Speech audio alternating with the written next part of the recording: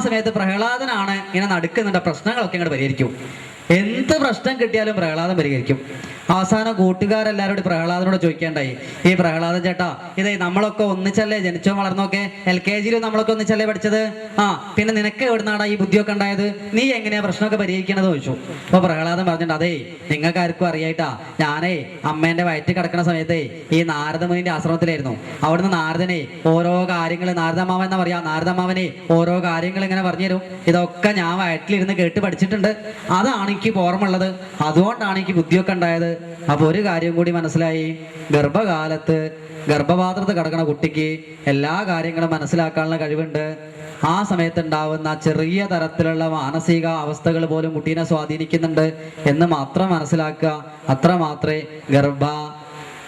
ആധാന സംസ്കാരത്തെക്കുറിച്ചും ഗർഭകാല ചര്യകളെക്കുറിച്ചും പറയാനുള്ളൂ. സാമാന്യ പ്രകരണം പരിചയമായി.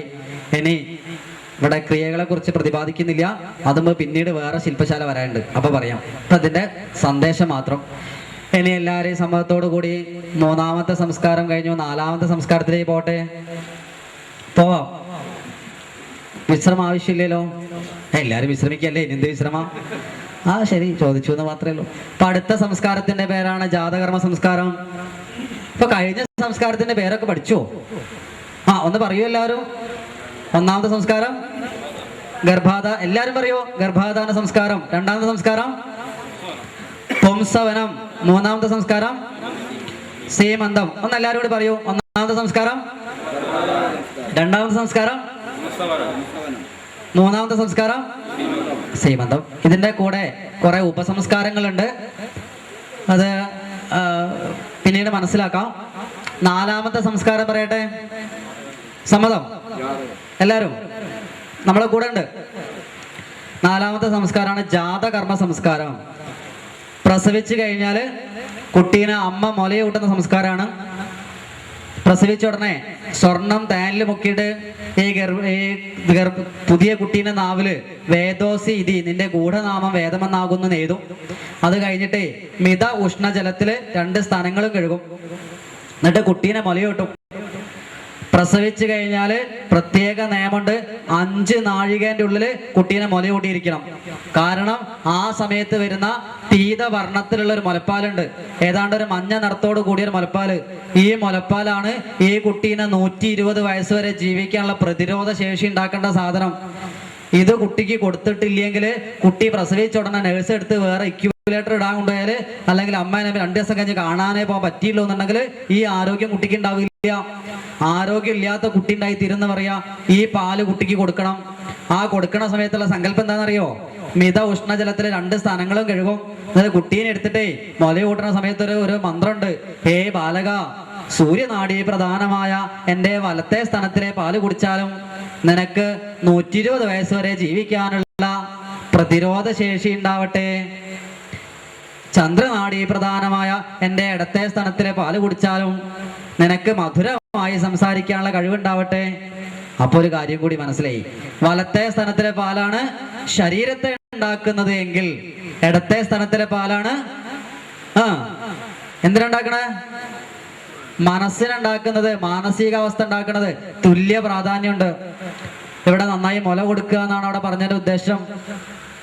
എത്ര കാലം നമ്മൾക്ക് കുട്ടീനെ മുലയൂട്ടാൻ സാധിക്കും അത്രയും കാലം കൊടുക്കണം. എൻ്റെയൊക്കെ അമ്മ പറഞ്ഞു കേട്ടത്, ഞാനൊക്കെ സ്കൂളിൽ പഠിക്കണം, 1ാം ക്ലാസ് പഠിക്കുന്ന സമയത്ത് വരെ മുലൊടിച്ചിരുന്നു. 1ാം ക്ലാസ്സിലൊക്കെ 11:15 ഒരു മൂത്രമൊഴിക്കുന്ന ബെല്ലുണ്ടാവും. ബെല്ല് മൂത്രമൊഴിക്കില്ല, നമ്മൾക്ക് മൂത്രമൊഴിക്കാൻ വേണ്ടിയിട്ട് ഒരു ബെല്ലടിക്കും. ഈ സമയത്ത് ഞാൻ വേഗം വീട്ടിൽ പോയി മൂത്രമൊഴിച്ചില്ല, വീട്ടിൽ പോയി അമ്മേനെ പാലുടിച്ച് വരല്ലായിരുന്നു എന്നാ പറഞ്ഞത്. ഇത് അമ്മയോട് വെച്ചാൽ അമ്മേന്റെ ഫോൺ നമ്പർ വേണേ തരാം, വിളിച്ചു ചോദിച്ചോളൂ. ഇപ്പോഴും പറയും. ഇവിടെ ഇരിക്കുന്ന സകല ആൾക്കാർ അങ്ങനെ ചെയ്ത ആൾക്കാരാ. 1ാം ക്ലാസ് പഠിക്കുമ്പോൾ മുലടിച്ചിട്ടുണ്ട്.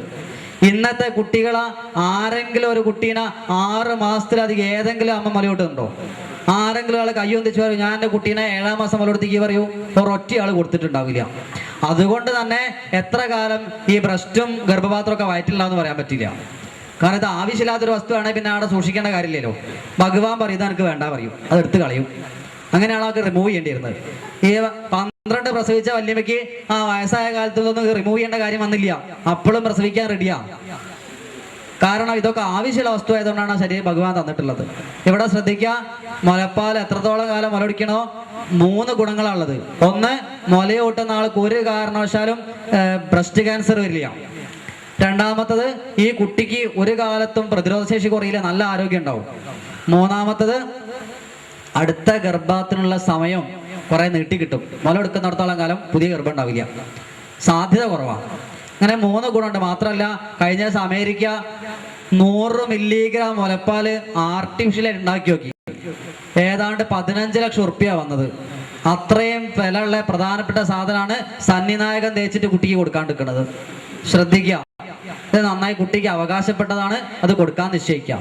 ഇത് മാത്രമല്ല, വലിയൊരു അപകടവും കൊണ്ടിട്ടോ. മുല കുടിച്ച് വളരുന്ന കുട്ടിക്ക് അമ്മയോട് വളരെ അറ്റാച്ച്മെന്റ് ആയിരിക്കും. എന്ത് പ്രശ്നം വന്നാലും അമ്മേന്റെ അടുത്തേക്ക് പോകും. അമ്മേനെ കണ്ടാൽ തീരുന്ന പ്രശ്നമേ കുട്ടിക്കുള്ളൂ. ഇന്ന് പകരം മുലപ്പാലിന് പകരം അമ്മമാരെന്താ കൊടുക്കുക? കുപ്പിപ്പാലാ കൊടുക്കുക. അതുകൊണ്ട് തന്നെ ആചാര്യമാര് പറയുന്നുണ്ട്, കുപ്പിപ്പാല് കുടിച്ച് വളരുന്ന കുട്ടിക്ക് വലുതായി കഴിഞ്ഞാൽ അറ്റാച്ച്മെന്റ് വരെ എന്തുകൊണ്ടാ? കുപ്പീനോട് അറ്റാച്ച്മെന്റ് വരിക. എന്ത് പ്രശ്നം വന്നാലും എവിടേക്കാ പോവുക? കുപ്പി പൊട്ടിക്കാൻ പോകും. ഇത് ആചാര്യമാര് തമാശക്ക് പറഞ്ഞൊന്നല്ല, കുപ്പിയിലെ സാധനം മാറുന്ന മാത്രമേ ഉള്ളൂ. ഇല്ലേ? അമ്മേനെ കാണുന്ന സാധനത്ത് ആരാ കാണുക? ശരണം. ഇത് ആചാര്യൻ തമാശക്ക് പറഞ്ഞാണെങ്കിൽ വളരെ വളരെ കാര്യമായ വസ്തുതയാണ്, പ്രത്യേകം ശ്രദ്ധിക്കുക. അപ്പൊ ഈ ജാതകർമ്മ സംസ്കാരത്തിൽ അത്ര മാത്രമേ സാമാന്യനെ ചർച്ച ചെയ്യാനുള്ളൂ. നന്നായിട്ട് മുലയൂട്ടുന്ന സമയത്തുള്ള അമ്മയുടെ ചിന്തകൾ കുട്ടീൻ്റെ സ്വഭാവമായിട്ട് മാറുന്നുണ്ട്. അതുകൊണ്ട് തന്നെ വളരെ നല്ല ഭാവത്തോടു കൂടി മുലയൂട്ടണം. എൻ്റെ കുട്ടി ആരായി തീരണം എന്നുള്ള സംസ്കാരമൊക്കെ ഉണ്ടാവണം. ഗർഭാധാന സമയത്തും മുലയൂട്ടുന്ന സമയത്തൊക്കെ ഉള്ള ചിന്തകൾ കുട്ടിയായിട്ട് മാറുന്നുണ്ട്. ഇതിനെനിക്ക് ഏറ്റവും നല്ലൊരു എക്സ്പീരിയൻസ് ഉണ്ടായത്, വയനാട്ടിൽ ഒരു ഭാര്യയും ഭർത്താവും ഉണ്ട്. ഏതാണ്ട് ഇരുനിറത്തിലാണ്, കറുത്തിട്ടെന്ന് വേണമെങ്കിൽ പറയാം, വേണമെങ്കിൽ ഇരുനിറത്തിലെന്ന് പറയാം. അങ്ങനത്തെ ഒരു ഭാര്യയും ഭർത്താവും. ഒരു കുട്ടി ഉണ്ടായി നോക്കുന്ന സമയത്ത് ഏതാണ്ട് ഒരു സായിപ്പിന്റെ കുട്ടീൻ്റെ മാതിരി തന്നെ, ഏതാണ്ട് ഒരു വെള്ളിക്കണ്ണ്, ചെമ്പൻ മുടി, വെളുങ്ങനെയുള്ള ഒരു കുട്ടി. ഇത് എങ്ങനെ ഉണ്ടായി എന്നുള്ള കാര്യത്തിൽ ഭയങ്കര സംശയമായി. അവസാനം ചിന്തിച്ചു നോക്കിയ സമയത്ത് ചേച്ചി പറയേണ്ടായി, ഈ ബെഡ്റൂമിലേ ഒരു കുട്ടീന്റെ ഫോട്ടോ ഉണ്ട്, കല്യാണം കഴിക്കണമേ തൂക്കിയിട്ടതാ. വെള്ളി കണ്ണും ചെമ്പം, പത്രത്തിലൊക്കെ വന്നിരുന്നു, ചെമ്പൻ മുടിയും വെള്ളി കണ്ണൊക്കെ ആയിട്ടൊരു കുട്ടി. ആ കുട്ടീനെയാണ് സ്ഥിരമായിട്ട് കണ്ടുകൊണ്ടാണ് ഗർഭാധാനം നടക്കുന്നത്. അതുകൊണ്ട് തന്നെ മനസ്സിൽ ആ ചിത്രം വന്നുകൊണ്ട് ഉണ്ടായ കുട്ടി അതേ രൂപത്തിലുള്ള കുട്ടി ഉണ്ടായി. ഇല്ലേ? പ്രത്യേകം ശ്രദ്ധിച്ചു നോക്കൂ. ഇനി വീട്ടിലൊക്കെ ഏതെങ്കിലും വീട്ടിലെ കരടീന്റെയോ കറങ്ങിന്റെ ഒക്കെ ഫോട്ടോ ആരെ തൂക്കിയിട്ടുണ്ടെങ്കിലേ വളരെ പെട്ടെന്ന് മാറ്റണം കേട്ടോ. പ്രത്യേകിച്ച് കൃഷ്ണന്റെ രാമന്റെ ഒക്കെ ഫോട്ടോ നോക്കിയിടുക. അതൊന്ന് ആലോചിച്ച് നോക്കൂലേ? ഗറിലേന്റെ ഫോട്ടോ ഒക്കെ വീട്ടിൽ തൂക്കിയിട്ടാലുണ്ടാവണ സ്ഥിതി ആലോചിച്ച് നോക്കൂ. നമുക്കാർക്കെ സംശയം ഉണ്ടോ? നമ്മളെ അമ്മയച്ഛൻ്റെ ഒക്കെ മുറിയില് കുരങ്ങന്റെ ഫോട്ടോ നോക്കിയിട്ടിരുന്നൊക്കെ സംശയം ഉണ്ടായോ? ഉണ്ടാവരുത്. ചിന്ത അത്രയേ ഉള്ളൂ. അപ്പൊ ജാതകർമ്മ സംസ്കാരത്തെ കുറിച്ച് പറഞ്ഞു. ഇനിയിപ്പോ നമുക്ക് അടുത്ത സംസ്കാരത്തിലേക്ക് പോലെ സമയത്തിന്റെ എനിക്ക് ഓരോ സംസ്കാരം ഓരോ ദിവസം പറയണമെന്ന് ആഗ്രഹം ഉണ്ടായി. പക്ഷെ എന്ത് ചെയ്യാനാ, സമയമില്ലേലും. അതുകൊണ്ട് ഇനി കുറച്ചും കൂടെ ഒരു സ്പീഡ് പോയിക്കൂടെ? നമ്മൾ 4 സംസ്കാരമായിട്ടുള്ളൂ, നേരെ വിളിക്കാനായി. ഇനി അടുത്ത സംസ്കാരമാണ് ആധാനം തനയസ്യ പുംസവിദേ സീമന്തം ജാതകർമ്മം അഹ്വയം നാമകരണം. നാമകരണത്തിനെ കുറിച്ച് കൂടുതലൊന്നും പറയാനില്ല. കുട്ടിക്ക് പേരിടുന്ന സമയത്ത് നല്ല പേരിടുക, അർത്ഥമുള്ള പേരിടുക, ഒരു പേരിടുക, ആ പേര് തന്നെ വിളിക്കുക തുടങ്ങിയ കാര്യങ്ങളാണ്. ഇപ്പൊ പേരിടുന്ന കാര്യത്തിൽ പ്രത്യേകിച്ചൊരു നിയമമൊന്നുമില്ല. ഒരു കുട്ടീനോട് കഴിഞ്ഞ ദിവസം പേര് വെച്ചു, ചോദിച്ചില്ലോ എന്നായിപ്പോയി ഞാൻ. കുട്ടിയും പേടിച്ചു പോയി. കുട്ടി ആകെ കൂടി ഒരു വെപ്രാളത്തിൽ നിൽക്കലാ. പിന്നെ കുട്ടി പറയാൻ തുടങ്ങി, അച്ഛൻ വിളിക്കുക അനു എന്നാണ്, അമ്മ വിളിക്കുക കുനു എന്നാണ്, സ്കൂളിലെ പേര് ചിനു എന്നാണ്, നാട്ടുകാർ വിളിക്കുക പിനു എന്നാണ്. ഈ കുട്ടീൻ്റെ ശരിക്കുള്ള പേരെന്താന്ന് കുട്ടിക്ക് അറിയില്ല. അങ്ങനെ ഒരു സംശയം ഉണ്ടാവും അല്ലേ? അങ്ങനെയൊക്കെ ഉണ്ട്. കുട്ടിയൊക്കെ ധാരാളം പേരിടും. വേറൊരു കുട്ടീനോട് മോന്റെ പേരെന്താ? എൻ്റെ പേര്, ഒരു കുട്ടി പറഞ്ഞ മെയ്ട്ടു. അതെന്താ അങ്ങനെ പേരിട്ടത്? ഞാൻ മെയ് മാസം 2-ാം തീയതി ഉണ്ടായതാ. മെയ് മാസം 2-ാം തീയതി ഉണ്ടായ കുട്ടിക്ക് ഇടേണ്ട പേരാണോ മെയ്ട്ടു? എന്താ അപ്പൊ ഈ മെയ്ട്ടു എന്നൊക്കെ ഉള്ളതിന് അർത്ഥം? പണ്ട് പൂമ്പാറ്റയിൽ ഒരു ആടിന്റെ പേര് മെയ്ട്ടു എന്ന് വായിച്ച ഓർമ്മയുണ്ട്. പിന്നെ കുട്ടീന്റെ പേരാ കേൾക്കണത്. കഴിഞ്ഞ ദിവസം മാതൃഭൂമിയിലൊരു സപ്ലിമെന്റിലൊരു ഇതുണ്ടായിരുന്നു, ജൂൺ 6, ഒരു കുട്ടീന്റെ പേര്. ജൂൺ മാസം 6-ാം തീയതി ഉണ്ടായതുകൊണ്ട് ജൂൺ 6. ഇങ്ങനെയൊക്കെയാണോ പേരിടേണ്ടത്? ഇപ്പൊ പേരിടുന്ന സമയത്ത് അർത്ഥമുള്ള പേരിടുക, ഗുണങ്ങളെ വ്യഞ്ചിപ്പിക്കുന്ന പേരിടുക. പേര് കേൾക്കുന്ന സമയത്ത് അർജുനൻ എന്ന പേരിട്ടാല് 10 ആൾക്കാർ അർജുന അർജുന എന്ന് വിളിക്കുന്ന സമയത്ത് ഈ കുട്ടീന്റെ ഉള്ളിൽ അർജുന ആരാന്നൊക്കെ അന്വേഷിക്കാനുള്ള ഒരു ത്വര വരും. അങ്ങനെ അർജുനൻ എന്ന് പറയുന്ന വ്യക്തിത്വത്തോട് ഒരു സ്നേഹമൊക്കെ വരും, അർജുനായി മാറും, അർജുനോട് ആ സ്വഭാവത്തെ സ്വാംശീകരിക്കും. അങ്ങനെ അർത്ഥമില്ലാത്ത നിഷാദ് എന്നൊക്കെ പേരിടല്ലേ? നിഷാദ് എന്ന് പേരുണ്ടാർക്കെങ്കിലും? നിഷാദ് എന്താ അർത്ഥം? 10 ആൾക്കാർ നിഷാദ നിഷാദ എന്ന് വിളിച്ചാല് മലയാളം അറിയണ പേരാണ് അന്ന് കേസ് കൊടുക്കും. കാട്ടാള കാട്ടാള എന്നർത്ഥം. ഇപ്പൊ പ്രത്യേകിച്ച് നിഷാദ് എന്നൊന്നും പേരിടരുത്, നല്ല പേരിടുക. ഇപ്പൊ ആകെ സന്തോഷമുള്ള കാര്യം എന്താ വെച്ചാല് നമ്മളെ തൊട്ട് മുമ്പിലത്തെ തലമുറ കുട്ടിക്ക് പേരിട്ടത് ഇതുപോലൊക്കെ അല്ലേ? മേട്ടു, ഷിൽക്കു, ടിൻഡു ഒക്കെ പേരിട്ടത്. വളരെ സന്തോഷമുള്ള ഒരു കാര്യം, ഇവരൊക്കെ കുട്ടിക്ക് പേരിടുന്നത് പഴയ പേരുകളാണ് ഇല്ലേ? ഇപ്പൊ വീണ്ടും വരുന്നില്ലേ കല്യാണി, പാർവതി എന്നൊക്കെ പേരില്ലേ കുട്ടിക്ക് ഇല്ലേ? കേൾക്കുമ്പോൾ സന്തോഷമില്ലേ? പക്ഷെ എപ്പോഴാ സങ്കടമാകുകയെന്നറിയോ? ഈ കുട്ടീനെ സ്കൂളിൽ ചേർത്താൻ പോയി വിചാരിക്കാം. ഞാനിങ്ങനെ ഈ സ്കൂളിൽ കുട്ടികളെ ചേർത്താൻ ഇരിക്കുന്ന ആളെ കാര്യം ആലോചിച്ച് ചിരിച്ച് ചിരിച്ച് ചിരിച്ച് മതിയായി പോകും. കാരണം ടീച്ചർ ഇങ്ങനെ സ്കൂളിൽ ചേർത്താനിരുത്തും. ഇപ്പൊ ഒരു അച്ഛൻ മോനെ കൊണ്ട് വന്നു. എന്താ കുട്ടീന്റെ പേര്? കുട്ടീന്റെ പേര് കല്യാണി, അച്ഛന്റെ പേര് ടിൻഡുമോൻ. അങ്ങനെ ആയിരിക്കില്ലേ? ഈ ടിൻഡുമോനെ കുട്ടീന്റെ പേരാ കല്യാണിന്ന്. വീണ്ടും ചോദിക്കും, അടുത്തയാള് വരൂ, അച്ഛന്റെ പേരെന്താ? അച്ഛന്റെ പേര് ഷിൽക്കു, മോന്റെ പേര് ശങ്കരൻ. നമ്മളൊക്കെ പഠിക്കുമ്പോ അച്ഛന്റെ പേര് ശങ്കരനും മകന്റെ പേര് ടിൻഡു ആയിരുന്നു. ഇനിയിപ്പോ നേരെ തിരിച്ചാവാൻ പോവാ. ഈ ടീച്ചർമാരൊക്കെ ചിരിച്ച് ചിരിച്ച് ചിരിച്ച് മരിച്ചു പോകൂലേ? എന്തോ ഒരു കഥയാ, ആലോചിക്കുക. ശരി, എന്തായാലും നാമകരണത്തെ കുറിച്ച് ഒരു പേരിടുക, അർത്ഥമുള്ള പേരാകുക. പറ്റുന്നുണ്ടെങ്കിൽ അച്ഛന്റെ പേരോ അമ്മയുടെ അമ്മേന്റെ പേരോ. പണ്ടൊക്കെ 10-20 കുട്ടികളുണ്ടാകാൻ പോയി ഇതൊക്കെ ഇടേണ്ടി വരും. ഇപ്പൊ ആകെ കൂടി എല്ലോടി ചുട്ടിപ്പിടിച്ച് ആകെ ഒരു കുട്ടിയല്ലേ ഉണ്ടാവുക. അതിനെന്തെങ്കിലും ഒരു പേരിടുക, അർത്ഥമുള്ള പേരിടുക, അത്രയും മനസ്സിലാക്കുക. ആ പേര് തന്നെ വിളിക്കുക. ഒന്നിലധികം പേരുകൾ വിളിക്കപ്പെടുന്ന കുട്ടിക്ക് മൾട്ടിപ്പിൾ പേഴ്സണാലിറ്റി ഉണ്ടാവും. ഒരു പ്രശ്നം വരുന്ന സമയത്ത് ഒരു തീരുമാനം എടുക്കാനുള്ള കഴിവുണ്ടാവില്ല, നിശ്ചയിക്കാം. ശരി, അടുത്ത സംസ്കാരത്തിലേക്ക് കടക്കട്ടെ. സമ്മതം? ഒന്ന് കഴിഞ്ഞ സംസ്കാരങ്ങളുടെ പേരൊക്കെ പറയൂ. ഒന്ന് എല്ലാരും പറയൂ. 1, 2, 3, 4, 5, 6. അവിടെ എത്തിയില്ലേ? ശരി. അപ്പൊ ജാതകർമ്മം കഴിഞ്ഞാല് നാമകരണം, പേരിടുക, നല്ല പേരിടല്ലേ, ഇത്രയും മനസ്സിലാക്കുക. അടുത്ത സംസ്കാരമാണ് ജാത അഹ്വയം കഴിഞ്ഞാല് നിഷ്ക്രമണം. എന്താ നിഷ്ക്രമണം എന്ന് പറഞ്ഞാല് പ്രസവിച്ച നക്ഷത്രം ഏതാണോ ആ നക്ഷത്രം വീണ്ടും വരുന്ന ദിവസം 28 ദിവസമായാലേ കുട്ടീനെ പുറത്തേക്ക് കൊണ്ടുവരാം. പണ്ടൊക്കെ വീട്ടിൽ നിന്നാ പ്രസവിക്കാം. ഇപ്പോഴാണ് കോളേജിലേക്കൊക്കെ ആയത്. പ്രത്യേകം പറഞ്ഞിട്ടുണ്ട്, കുട്ടീനെ ഈ ഗർഭിണീനെ സൂതികാലയ പ്രവേശം പ്രസവിക്കാൻ വേണ്ടിയിട്ട് ഒരു പ്രത്യേക മുറിയിലേക്ക് കൊണ്ടുപോകും. പണ്ടൊക്കെ വീട്ടില് ചായപ്പ് എന്ന് പറഞ്ഞിട്ട് ചരു എന്ന് പറഞ്ഞിട്ട് സ്ഥലം ഉണ്ടാവും. അത് പറയാ വായുകോണിലായിരിക്കും. വായുകോൺ എന്ന് പറഞ്ഞാല് പടിഞ്ഞാറ് വടക്കേ മൂലയ്ക്ക് ഒരു മുറി ഉണ്ടാവും. ആ മുറി സാധാരണ ഉപയോഗിച്ചിരുന്നത് തീണ്ടാരി ആവുന്ന സമയത്ത് സ്ത്രീകൾക്ക് താമസിക്കാൻ വേണ്ടിയിട്ടും ഗർഭിണികൾ പ്രസവിക്കാനായാലും കൊണ്ടുപോയി താമസിക്കാൻ വേണ്ടിയിട്ടും തീണ്ടാരി എന്ന് പറഞ്ഞാൽ മനസ്സിലായി ഉണ്ടാവില്ലേ? വെറുതെ അല്ല ഇങ്ങനെ പണ്ടം കണ്ട പെരിച്ചാനെ നോക്കിക്കണത്.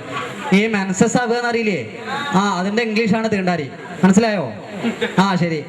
അപ്പൊ ഇവിടെ അങ്ങനെയാണ് മനസ്സിലാക്കേണ്ടത്. ഇവിടെ അങ്ങനെയൊക്കെ സമയത്ത് മാറി താമസിച്ചിരുന്നു. അതിന്റെ പേരാണ് ഇതൊക്കെ. അങ്ങനെ പ്രസവിക്കാനൊക്കെ അവിടെ കൊണ്ടേക്കും. അപ്പൊ അവിടേക്ക് പ്രവേശിക്കുന്നത് നല്ല മുഹൂർത്തത്തിലായിരിക്കണം നമുക്ക് നിയമമുണ്ടായി. ശരി, അങ്ങനെ വായുകോണില് ആണ് ആ മുറി ഉണ്ടാവുക. ഇവിടെ അപ്പൊ എന്തിനാ പറഞ്ഞ അവിടെ നിഷ്ക്രമണം. അവിടുന്ന് പ്രസവിച്ചു കഴിഞ്ഞാല് കുട്ടീനെ ആദ്യമായിട്ട് പുറത്തേക്ക് കൊണ്ടുവരേണ്ട 28ാം ദിവസം. അങ്ങനെ പുറത്ത് കൊണ്ടുവന്നിട്ടേ സൂര്യൻ അങ്ങോട്ട് കാണിക്കും. എന്നിട്ട് സൂര്യനോട് പറയുന്നുണ്ട്, സൂര്യ ഭഗവാനെ, അങ്ങയുടെ കിഴക്ക് ഭാഗത്തുള്ള രശ്മികൾ എൻ്റെ കുട്ടീൻ്റെ ഉള്ളിലേക്ക് പ്രവേശിക്കട്ടെ. ഇവന് കുഷ്ഠമില്ലാതിരിക്കട്ടെ, മഞ്ഞപ്പിത്തമില്ലാതിരിക്കട്ടെ, പിന്നെ കാമിലല്ലാതിരിക്കട്ടെ, കുഷ്ഠമില്ലാതിരിക്കട്ടെ, ഒരു തൊലിക്ക് പുറത്തുള്ള അസുഖങ്ങളില്ലാതിരിക്കട്ടെ, പാണ്ടില്ലാതിരിക്കട്ടെ. അങ്ങനെ പറയണ സമയത്ത് ഒരു കാര്യം മനസ്സിലായി. ഈ സൂര്യപ്രകാശത്തിന്റെ അഭാവം കൊണ്ടാണ് ജനങ്ങൾക്ക് എന്തുണ്ടാവണത്? ക്യാൻസർ തുടങ്ങിയിട്ടുള്ള മാരകമായ അസുഖങ്ങളൊക്കെ ഉണ്ടാവുന്നത് സൂര്യപ്രകാശം കൊള്ളായിട്ടാണ്. എന്തുകൊണ്ടാണ് നമ്മളെ നാട്ടിലെ ജീവികൾക്ക് ഇത്ര അസുഖമില്ലാത്തത്? എല്ലാവരും നന്നായിട്ട് വെയിൽ കൊണ്ടിട്ടല്ലേ? നമ്മളല്ലേ വെയിൽ കൊള്ളാണ്ടിരിക്കണത്? അതുകൊണ്ടാണ് അസുഖമൊക്കെ ഉണ്ടാവുന്നത്. നന്നായി വെയിലൊക്കെ കൊള്ളണം. അങ്ങനെ ഈ കുട്ടീനെ മെസ്സേജാണ് അതിൻ്റെ അകത്തുള്ളത്.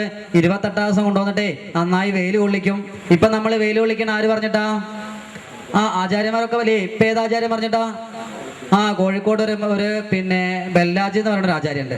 അദ്ദേഹം പറയും കുട്ടിക്ക് മഞ്ഞപ്പിത്തം ഒന്ന് വെയിലുള്ളിച്ചോളൂ എന്നാ. അദ്ദേഹം പറഞ്ഞാലേ വെയിലുള്ളിക്കും. ആചാര്യന്മാർ നേരത്തെ പറഞ്ഞിട്ടുണ്ട് രാവിലെയും വൈകുന്നേരവും കുട്ടീനെ 1 മണിക്കൂറെങ്കിലും വെയിലുള്ളിക്കണം. അങ്ങനെ വെയിൽ കൊള്ളിച്ചാല് ജീവിതത്തിൽ ഒരിക്കലും തൊലിക്ക് പുറത്തുള്ള അസുഖം ഉണ്ടാവില്ല, നല്ല പ്രതിരോധ ശേഷിയൊക്കെ ഉണ്ടാവും. നമ്മളെ ധാരണ കുട്ടി കറുത്തു കൊണ്ടാന്ന് വിചാരിച്ചിട്ട് വെയിൽ കൊള്ളിക്കില്ല. ശരി, ഇപ്പൊ വെയിൽ കൊള്ളിക്കുക, മഴ കൊള്ളിക്കുക, മഞ്ഞ് കൊള്ളിക്കുക, വെള്ളത്തിലേക്ക് ഇറക്കി വെക്കുക കുട്ടീനെ. ഓരോന്ന് ചെയ്യുമ്പോഴും പറഞ്ഞു കൊടുക്കണം, മോനെ ഇത് വെള്ളമാണ് എന്ന് പറഞ്ഞ് വെള്ളത്തിൽ ഇറക്കി വെക്കുക. ഇതാ മഞ്ഞ് കൊണ്ടോ, മഞ്ഞ് നല്ലതാണ്, മഞ്ഞ് കൊള്ളിക്കുക. ഇങ്ങനെയൊക്കെ കുട്ടീനെ കുട്ടിക്കാലം മുതൽക്കേ ഇതൊക്കെ കൊള്ളിക്കാൻ ശീലിച്ചാല് പിന്നെ കുട്ടിക്ക് ഇതൊന്നും കണ്ടാൽ കുഴപ്പമുണ്ടാവില്ല.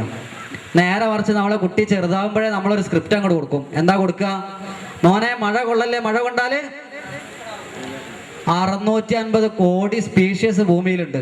മഴ കൊണ്ടാ പനിക്കണ ഒരൊറ്റ ജീവി മനുഷ്യനാണ്. ലോകത്ത് ഇന്ന് വരെ ഒരു പശുവിന് മഴ കൊണ്ടിട്ട് പനി ഉണ്ടായില്ല. അനവധി കുരങ്ങന്മാരുണ്ട് വയനാട്ടില്. ചുരം ഇറങ്ങി വരുമ്പോൾ കാണാം ഒരൊറ്റ കുരങ്ങന്റെ കയ്യിൽ കുട ഉണ്ടാവില്ല. പാവം, എല്ലാ കുരങ്ങനും മഴ കൊള്ളയ്യ. ഏതെങ്കിലും ഒരു കുരങ്ങനെ പനി പിടിച്ചിട്ടുണ്ടോ അതുവരെ? ഇല്ല. കാരണം കുരങ്ങനോട് കുരങ്ങന്റെ അമ്മ എന്ത് പറഞ്ഞു കൊടുത്തില്ല? കുരങ്ങൻ മോനെ മഴ കൊണ്ടാല് പനിക്കെന്ന് പറഞ്ഞു കൊടുത്തില്ല. ഞങ്ങളെ വീട്ടിലെ പശുവിനോട് പശുവിന്റെ അമ്മ എന്ത് പറഞ്ഞു കൊടുത്തില്ല? പശുമോനെന്നറിയോ? പശുമോളല്ലേ? പക്ഷെ എന്താ അതൊക്കെ തിരുത്തി തരണ്ടേ? പശുമോളെ മഴ കൊണ്ടാല് പനിക്കും എന്ന് പറഞ്ഞെടുത്ത്. ഇതൊന്നും പറയാത്തോണ്ട് ഈ ജീവികൾക്കൊന്നും പനിയില്ല. നമ്മൾ ഈ കുട്ടി ജനിച്ചിങ്ങോട്ട് വരുമ്പോഴേക്ക് വെയിലുണ്ടാവും, കറുത്തവും, സൂക്കടുണ്ടാവും, ആസ്മ ഉണ്ടാവും, മഴ ഉണ്ടാവും, പനിക്കും, ഒരു ലീസ്റ്റാ. അങ്ങനെ പിന്നെ ചിറാപ്പുഞ്ചിയിൽ മഴ ഇതൊന്ന് കേട്ടാ മതി, നമ്മളെ കുട്ടിക്ക് പനി, 2 ആഴ്ച സ്കൂളിൽ പോണില്ല. എലിപ്പനി, ഡെങ്കിപ്പനി, ഇല്ലേ എന്തൊക്കെ പനിയാണോ ഇടും. ശരി, എന്തായാലും ഇതൊക്കെ കുട്ടീനെ തമിഴന്മാരൊക്കെ കുട്ടികളുണ്ടാവുന്നുണ്ടോ ഈ എണ്ണാച്ചിലൊക്കെ? ഈ പ്രസവിച്ച് കഴിഞ്ഞാല് കുട്ടീനെ സാരീനെ കൊണ്ട് ഒരു തൊട്ടിലുണ്ടാക്കിയിട്ടേ അതിലങ്ങോട്ട് വെച്ചിരിക്കുക ചെയ്യാം. പിന്നെ മിക്കവാറും പ്രീ ഡിഗ്രി കഴിഞ്ഞ കുട്ടീനെ വന്നു നോക്കും. അപ്പോഴേക്ക് എന്താ ആരോഗ്യ കുട്ടിക്ക് ഒരു സൂക്കടും ഉണ്ടാവില്ല. ഈ മഴയും വെയിലും സകല സാധനങ്ങളും കുട്ടി കൊള്ളുകയും ചെയ്യും. അതാണ് ഈ പ്രകൃതിയായിട്ട് കുട്ടീനെ ഏറ്റവും അടുത്ത് ഇണക്കുന്ന ക്രിയയാണ് നിഷ്ക്രമണ സംസ്കാരം. ആധാനം തനയസ്യ പുംസവിധി സീമന്ത ജാതകർമ്മം അഹ്വയം, അല്ലെ? നാമകരണം, നിഷ്ക്രമണം പറഞ്ഞില്ലേ? നിഷ്ക്രമണം പറഞ്ഞില്ലേ? എത്ര സംസ്കാരമായി? 6 മനസ്സിലായോ? അനുസന്ധാനം ചെയ്തോ? 7ാമത്തെ പറയട്ടെ? 8 പറഞ്ഞിട്ട് ബ്രേക്ക് എന്നാ പോരെ? 7ാമത്തെ സംസ്കാരാണ് അന്നവിധി. 8ാമത്തെ അത് അന്നവിധി. ആധാനം തനയസ്യ പുംസവിധി സീമന്ത ജാത അഹ്വയോ നിഷ്ക്രമണോ അന്നവിധി. 7ാമത്തെ സംസ്കാരാണ് അന്നവിധി. എന്ന് പറഞ്ഞാൽ എന്താ? അന്നപ്രാശനം, ചോറൂണ് എന്ന് പറയില്ലേ? ചോറൂണ് മഹത്തായ ഒരു ക്രിയ. ഇന്ന് നമ്മളെ കഷ്ടകാലത്തിൽ നമ്മൾ എന്ത് ചെയ്യും? കുട്ടിക്ക് ചോറ് കൊടുക്കാൻ മുത്തപ്പന്റെ അടുത്ത് കൊണ്ടുപോയിട്ട് കൊടുത്താണ് അങ്ങോട്ട് ഏൽപ്പിക്കും, ഇല്ലേ? എന്തുകൊണ്ട് അങ്ങനെ വന്നതെന്നറിയില്ല. കുറെ ആൾക്കാർ മുത്തപ്പൻ്റെ അടുത്ത് ഏൽപ്പിക്കും, കുറെ ആൾക്കാർ ഗുരുവായൂർ കൊണ്ടുപോയി ചോറ് കൊടുക്കാൻ നിശ്ചയിക്കും. അങ്ങനെ കുട്ടീനെ എല്ലാം എടുത്ത് ഗുരുവായൂർ കൊണ്ടുപോയി നോക്കുമ്പോൾ അവിടെ വലിയൊരു ക്യൂ ഉണ്ടാകാം. ഏതാണ്ട് 1.5 അടി വലിപ്പമുള്ള ഒരു പലകണ്ട് അവിടെ. അതിന്റെ മുകളിൽ ഇരുത്തിയിട്ടാണ് കുട്ടിക്ക് ചോറ് കൊടുക്കേണ്ടത്. അങ്ങനെ ഈ കുട്ടീനെ മടിയിൽ വെച്ച് അവിടെ ഇരിക്കുമ്പോഴാണ് ഒരു തിരക്ക് വരിക. ഭം എന്നാണ് തിരക്ക് വരിക. പിന്നെ കുട്ടീനെ മടി കാണാനില്ല. നോക്കിയ സമയത്ത് തുലാവാർ നോക്കണ തട്ടലുണ്ട്. തിരക്കിൽ തെറിച്ചു പോയതാ. എല്ലാവരും കൂടി പോയി അവിടുന്ന് എടുത്തിട്ട് വന്നില്ലേ അങ്ങോട്ട് തെറിച്ചു. അവിടുന്ന് എടുത്തിട്ട് വന്ന് വീണ്ടും അങ്ങനെ മുറുക്ക നിർത്തും. 2 ആൾക്കാർ ഇയാളെ പിടിച്ച് നിർത്തും. തിരക്ക് വന്നാൽ പോകാൻ പാടില്ലല്ലോ. അങ്ങനെ വേഗം ചോറ് വാരിയിട്ട് കുറച്ച് കണ്ണിലും കുറച്ച് മറ്റേ കണ്ണിലും മൂക്കിലും 2 ചെവിയിലും ഒക്കെ എന്നിട്ട് കൊടുത്തിട്ട് വായ കൊടുക്കില്ല. പറ്റില്ല. ആ തിരക്കിന് അതൊക്കെ നടത്തിയിട്ട് ആവുന്റെ കുട്ടിക്ക് ചോറ് കൊടുത്തു. അനുസന്ധാനം ചെയ്യേണ്ടത് ഈ സംസ്കാരത്തിന്റെ മെസ്സേജ് എന്താണെന്നുള്ളതാണ്.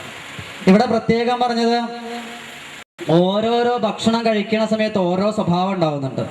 ഞാൻ നിനക്ക് മധുരം തരുന്നു, നിനക്ക് മധുരമായി സംസാരിക്കാനുള്ള ശേഷി ഉണ്ടാവട്ടെ.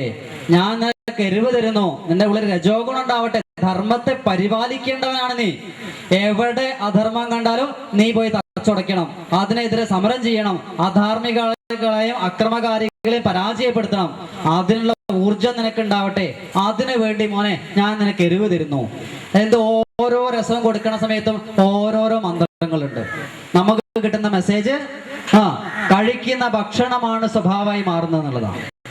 ഓരോ ആൾക്കാരും കഴിക്കുന്ന ഭക്ഷണം, ഗർഭിണി കഴിക്കുന്ന ഭക്ഷണമാണ് ഗർഭസ്ഥ ശിശു ആവുന്നത് എങ്കിൽ ഇവിടെ ഞാൻ കഴിക്കുന്ന ഭക്ഷണമാണ് എന്റെ സ്വഭാവമായി മാറുന്നത്. ഇവിടെ സ്വാത്വികാഹാരങ്ങൾ കഴിക്കുന്ന ആൾക്കാരെ ശ്രദ്ധിച്ചറിയാം, സുഖമായിട്ട് ഇരിക്കും, ഒരു കുഴപ്പമുണ്ടാവില്ല. ഒരു ദിവസത്തെ ക്യാമ്പോ ആയിക്കോട്ടെ, ഞാൻ ഇവിടെ ഇരുന്നോളാം. ഇനി ഒരുപാട് രജോ ഗുണം ഭക്ഷണം കഴിക്കുന്ന ആൾക്കാരില്ലേ, ഒരുപാട് എരിവൊക്കെ കഴിക്കുന്ന ആൾക്കാരില്ലേ, അങ്ങനത്തെ ആൾക്കാരെ ശ്രദ്ധിച്ചറിയാം എന്താ ഉണ്ടാവുക. ഇന്നലെ ഞാനൊരു ശിബിരെടുക്കാൻ പോയി. അവിടെ ഞാനിങ്ങനെ നോക്കുന്ന സമയത്ത് ഒരു വിദ്വാനുണ്ട്. എനിക്ക് മനസ്സിലായി എരിവ് അധികം കഴിക്കുന്ന ആളാണ്. ഒരു അരമണിക്കൂറൊക്കെ അങ്ങനെ നോക്കിയിരിക്കും കണ്ണിലേക്ക്. പിന്നെ അയാൾക്ക് ഇരിക്കാൻ പറ്റില്ല, എന്തെങ്കിലുമൊക്കെ ചെയ്തുകൊണ്ടേ ഇരിക്കണം അല്ലേ. അങ്ങനെ കുറെ ആൾക്കാർ ചെയ്തുകൊണ്ടേ ഇരിക്കേണ്ടി വരും, വെറുതെ ഇരിക്കില്ല. അപ്പൊ ഞാൻ നോക്കുമ്പോൾ അയാൾ പെണ്ണെടുത്തിട്ട് കീശാന്ന് എടുത്തിട്ട് പെണ്ണിങ്ങനെ ഊരി. പിന്നെ നോക്കിയ സമയത്ത് അയാൾ റീഫില്ലർ എടുത്തിട്ട് ഈ ചെവിയിലിട്ട് 2 കറക്കം എടുത്തു നോക്കി, ഒന്നും കാണാനില്ല. ഈ ചെവിയിലിട്ട് 2 കറക്കം അതെടുത്തു നോക്കിയ സമയത്ത് എന്തോന്നുണ്ട്, ഭയങ്കര സന്തോഷമായി. അതെല്ലാം കൂടി എടുത്തൊന്ന് വാസനിച്ച് നോക്കി, ഒരു വാസനയില്ല. ഒന്ന് നാവുമ്മൽ വെച്ച് നോക്കി, എന്താ ടേസ്റ്റ് എന്ന് എനിക്ക് മനസ്സിലായില്ല, അത് അങ്ങോട്ട് കളഞ്ഞു. അപ്പോഴാണ് ഞാനത് നോക്കിക്കുന്നത് സത്യപ്പെട്ട് പെട്ടെന്ന് വേഗം പെന്നൊക്കെ ഇട്ട് കീശയിലിട്ട് വീണ്ടും നല്ല കുട്ടിയെ. ഇത് എല്ലാ സ്ഥലത്തും ഇവിടെ എന്താ ഞാനിങ്ങനെ നോക്കിക്കണല്ലേ. ഞാനിപ്പോ നോക്കണ സമയത്ത് ഒരാളുണ്ട് ഒരു പെന്നെടുത്തിട്ട് പല്ലിന്റെ ഉള്ളിലൊക്കെ ഇട്ട് ഇങ്ങനെ കുറെ നേരം തുഴയണം. ഈ പെണ്ണ് ഇതിനുള്ള വസ്തു അല്ലല്ലോ. ചില ആൾക്കാർ മുടീന്റെ തല ഇങ്ങനെ എടുത്തിട്ട് അതിങ്ങനെ കൈക്ക് ചുറ്റി അത് കൈക്ക് കുടുങ്ങി പോകും. പിന്നെ ഞാൻ നോക്കുമ്പോ ഒരു സംഭ്രമൊക്കെ കാണാം. നോക്കുമ്പോ മുടി ഇങ്ങനെ ഊരിക കയ്യിന്റെ മുകളിൽ നിന്ന്. ഈ ഗോഷ്ടി എല്ലാം കാണാൻ പറ്റും. അങ്ങനെ ഓരോന്ന് ചെയ്തോണ്ടേ. അതാ നേരത്തെ പറഞ്ഞത്, പുസ്തകം തന്നാല് പെന്നെടുത്തിട്ട് അതിന്റെ മുകളിൽ ഇങ്ങനെ ഇപ്പൊ എല്ലാരും പുസ്തകം നോക്കിയാലും കാണാം, ഒരു നായ, ഒരു പട്ടി, ഒരു ആന, ഒരു ചെവി, ഒരു കണ്ണ്, ഒരു മൂക്ക്, ഒരു കാല്, ഇതൊക്കെ ഇതിനകത്ത് കാണാം. ഇതൊക്കെ പ്രഭാഷണത്തിന് ഗുണമല്ല, നമ്മൾ കഴിച്ച ഭക്ഷണത്തിന് ഗുണമാണ്. ഇതൊക്കെ അടങ്ങിയിരിക്കാനൊന്നും പറ്റില്ല. കുട്ടികൾക്കൊക്കെ അങ്ങനെ ഉണ്ടാവണം, അതുകൊണ്ടാണെന്ന് നിശ്ചയിക്കാം. ശരി, അപ്പൊ കഴിക്കുന്ന ഭക്ഷണമാണ് സ്വഭാവമായിട്ട് മാറുന്നത്. ഇവിടെ ശ്രദ്ധിക്കേണ്ട മറ്റൊരു വിഷയം, നമ്മളൊക്കെ പണ്ട് നമ്മളെ വീട്ടില് വിരുന്നുകാർ വന്നാൽ എന്ത് ചെയ്യും? മാമന്റെ മോളെ മാമന്റെ കല്യാണം കഴിഞ്ഞു, മാമനും ഭാര്യയും കൂടി വന്നാൽ എന്താ ചെയ്യാ? ഇറച്ചി കൊടുക്കും അല്ലേ? എവിടെ കോഴി എവിടെ ഉണ്ടാവും? മുറ്റത്തുണ്ടാവും. ഈ കോഴീന്റെ പിന്നാലെ പാഞ്ഞ് അതിനെല്ലോടി പിടിച്ച് 3 കൊല്ലമായിട്ട് ദിവസം കാണുന്ന കോഴിയാണേ. സന്തോഷമായി, അതിനെ കൊന്ന് കറി വെച്ച് തിന്നു. വളരെ സന്തോഷം, എനിക്ക് സന്തോഷമല്ലോ. കല്യാണം കഴിഞ്ഞ മാമന്റെ മക്കളുണ്ടായി. മാമന്റെ മോളെ കല്യാണം കഴിഞ്ഞ് പിന്നെ കഴിഞ്ഞ നവംബർ 14 നവംബർ 14 കല്യാണം കഴിഞ്ഞു. ഈ മാസം ഡിസംബർ 1-ാം തീയതി മാമന്റെ ഈ കല്യാണം കഴിഞ്ഞ കുട്ടിയും ഭർത്താവോടി വീട്ടിൽ വരുന്നു. നമ്മളെന്താ കൊടുക്കുക? സെയിം ഇറച്ചി തന്നെ കൊടുക്കും. ഇറച്ചി എവിടുന്ന് എടുക്കുക? മുറ്റത്ത് കോഴിയുണ്ടോ? ഇല്ല. പിന്നെ എന്ത് ചെയ്യും? പീടിയ പറഞ്ഞയക്കും. ഈ പീടിയയില് പറഞ്ഞയച്ച് കിട്ടുന്ന കോഴി 3 കൊല്ലം പീടിയക്കാരനെ മുന്നിൽ കൂടി ഓടി വന്ന കോഴിയാണോ? ആണോ? ഇല്ല, അയാൾക്ക് തമിഴ്നാട്ടിൽ നിന്ന് ഇവിടുന്ന് വന്ന കോഴിയാണ്. ഈ കോഴീനെ 28 ദിവസം കൊണ്ട് ഉണ്ടാക്കുന്നതാണ്. ഒരു കോഴി സ്വാഭാവികമായിട്ടും വളർന്ന് വലിയ കോഴിയാവേണ്ടത് 3 കൊല്ലം കൊണ്ടാണ്. ഇത് പീഡിയക്കാരന് സമയമില്ലാത്തതുകൊണ്ട് ഇതിന്റെ അകത്ത് ഒരുപാട് സ്റ്റിറോയിഡ് കുത്തിവെച്ച്, ഒരുപാട് ഈസ്ട്രജൻ കുത്തിവെച്ചിട്ട് ഈ കോഴീന്റെ കോശങ്ങളെ വേഗത്തിൽ വിഭജിക്കാൻ തുടങ്ങും. അങ്ങനെ വളരെ വേഗത്തിൽ വിഭജിച്ച കോഴി 28 ദിവസം കൊണ്ട് കോഴിയാവും. 29-ാം ദിവസം അറ്റാക്ക് വന്ന് മരിച്ചു പോകും. കോശങ്ങൾ ഇനി വിഭജിക്കാനില്ല, ഹൃദയം പൊട്ടി മരിച്ചു പോകും. ആ കോഴിനെ 27-ാം ദിവസം കൊന്ന് നമ്മളെ മുമ്പിൽ എത്തിയാല് നമ്മളത് കഴിച്ചു, നമ്മളെ കുട്ടിക്കും കൊടുത്തു. ഈ കുട്ടീൻ്റെ ഉള്ളില് ഈ ഈസ്ട്രജൻ പ്രവർത്തിക്കുന്നതാണോ ഇല്ല എന്നാണോ അഭിപ്രായം? പ്രവർത്തിക്കും. അതെന്റെ തെളിവെന്താ? എൻ്റെ മുത്തശ്ശി കല്യാണം കഴിഞ്ഞ് വീട്ടിലെത്തുന്നത് 15 വയസ്സിലാ. പിന്നെ 5 കൊല്ലം കഴിഞ്ഞിട്ട് ഋതുമതിയായത്, വലിയ കുട്ടിയായത്. കശ്യപ സംഹിത ശരിയാണെങ്കിൽ മുത്തശ്ശി 120 വയസ്സിലേ മരിക്കൂ. കാരണം ഏത് വയസ്സിലാണോ ഋതുമതിയാവുന്നത് × 6 അവരെ ആയുസ് ഉണ്ടാവുക. കാരണം കോശങ്ങളെ വിഭജിക്കുന്നതിന്റെ കണക്കാണ് അത്. എൻ്റെ ചേച്ചീൻ്റെ കാലഘട്ടമാവുന്ന സമയത്ത് എൻ്റെ ചേച്ചി ഋതുമതിയായത് 15-ാമത്തെ വയസ്സിലാണ്, 10-ാം ക്ലാസ് പഠിക്കുമ്പോഴാണ്. ഉറപ്പാണ് ചേച്ചി 100 വയസ്സ് വരെ ജീവിക്കും, അല്ലെ 95 വയസ്സ് വരെ ജീവിക്കും. സങ്കടകരമായ അവസ്ഥ. 90 വയസ്സ് വരെ അവൾ ജീവിക്കുന്നുണ്ടെങ്കിൽ ഇന്ന് നമ്മളെ നാട്ടിലെ കുട്ടികൾ 3-ാം ക്ലാസ് പഠിക്കുമ്പോഴും 4-ാം ക്ലാസ് പഠിക്കുമ്പോഴും ഋതുമതിയാവുക. കഴിഞ്ഞ ദിവസം കോഴിക്കോട് മെഡിക്കൽ കോളേജിൽ റിപ്പോർട്ട് ചെയ്ത കേസ്, UKG പഠിക്കണ കുട്ടി ഋതുമതിയായിന്നാ. UKG പഠിക്കണ ഇതെന്താ സാധനം എന്ന് കുട്ടിക്ക് അറിയില്ല, അപ്പോഴേക്ക് ഋതുമതിയായി. ആ കുട്ടിക്ക് എത്ര വയസ്സുണ്ടാവും? 5 വയസ്സുണ്ടാവും. 5 വയസ്സുള്ള കുട്ടി എത്ര വയസ്സ് വരെ ജീവിക്കും? പരമാവധി 30 വയസ്സിൽ. 30 വയസ്സിൽ ആ കുട്ടി അറ്റാക്ക് വന്ന് മരിച്ചു പോകും. അതിലധികം മുന്നോട്ട് പോവില്ല. കാരണം അത് നിയമമാണ്. ആയുർവേദം എന്ന് പറയുന്ന നിയമമാണ്, ശാസ്ത്രമാണെങ്കിൽ ആ കുട്ടി 30 വയസ്സിൽ ജീവിക്കില്ല. ചിന്ത, ഈ കുട്ടിക്ക് ശാരീരിക പക്വത എത്തി, മാനസിക പക്വത എത്തിയിട്ടില്ല. അങ്ങനെ ശാരീരികമായ നീഡ്സുകൾ വർദ്ധിക്കുകയും മാനസിക പക്വത എത്തിയതും ചെയ്യാത്തോണ്ടല്ലേ 10-ാം ക്ലാസ് പഠിക്കുന്ന കുട്ടീന്റെ ബാഗിൽ നിന്ന് 25,000 ഉറുപ്പ്യന്റെ മൊബൈൽ ഫോണും 5-8 CD 3-4 മെമ്മറി കാർഡും 1000 ഉറുപ്പ്യന്റെ 25 നോട്ടും കിട്ടിയത്? അത് ഈ കുട്ടി ഇത്തരം മേഖലയിലേക്ക് വലിച്ചയക്കപ്പെട്ടത് അതുകൊണ്ടല്ലേ? ഇന്ന് LKG മക്കളെ പേരൻസ് മീറ്റ് വിളിക്കുകയാണെങ്കിൽ അമ്മയും കുട്ടിയും കൂടി ദൂരത്തുനിന്ന് വരുന്നത് കണ്ടാല് അമ്മ ഏതാ കുട്ടി ഏതാന്ന് മനസ്സിലാവില്ല. രണ്ടിനും ഒരേ രൂപ. ഈ ചെറുതനെ സാരി ഉടുപ്പിച്ചാല് രണ്ടും ഒരേ മാതിരിയാണ്. കുട്ടികളുടെ അവയവങ്ങളൊക്കെ വളരെ പെട്ടെന്ന് വലുതാവാനൊക്കെ തുടങ്ങി ഇല്ലേ? പണ്ടൊക്കെ 3, 4, 5 പഠിക്കുന്ന ഒരു പെൺകുട്ടീനെ ധൈര്യമായിട്ട് പോയിട്ട് എടുത്ത് കളിക്കായിരുന്നു, എടുത്തൊക്കത്ത് വെക്കായിരുന്നു, കളിക്കായിരുന്നു. ഇന്ന് അത് പറ്റില്ല. കുട്ടി എന്താ ചിന്തിക്കാൻ നമുക്ക് ചിന്തിക്കാൻ പറ്റില്ല. അത് പ്രായപൂർത്തിയായ കുട്ടിയാണ്, അല്ലെങ്കിൽ ആ കുട്ടിക്ക് എന്ത് തോന്നുന്നു നമുക്ക് ചിന്തിക്കാൻ പറ്റില്ല. അങ്ങനെ കുട്ടികൾ ചിന്തിക്കാൻ തുടങ്ങി. അത്രയും ലൈംഗിക അരാജത്വങ്ങൾ നമ്മളെ നാട്ടിൽ വരാനുള്ള കാരണം ഈ കഴിക്കുന്ന സാധനം. അതിന് കാരണം ഈ കഴിക്കുന്ന കോഴിയും ഇതിനെ ഈസ്ട്രജൻ കുത്തിവെച്ച കോഴി ആയതുകൊണ്ടാണ്.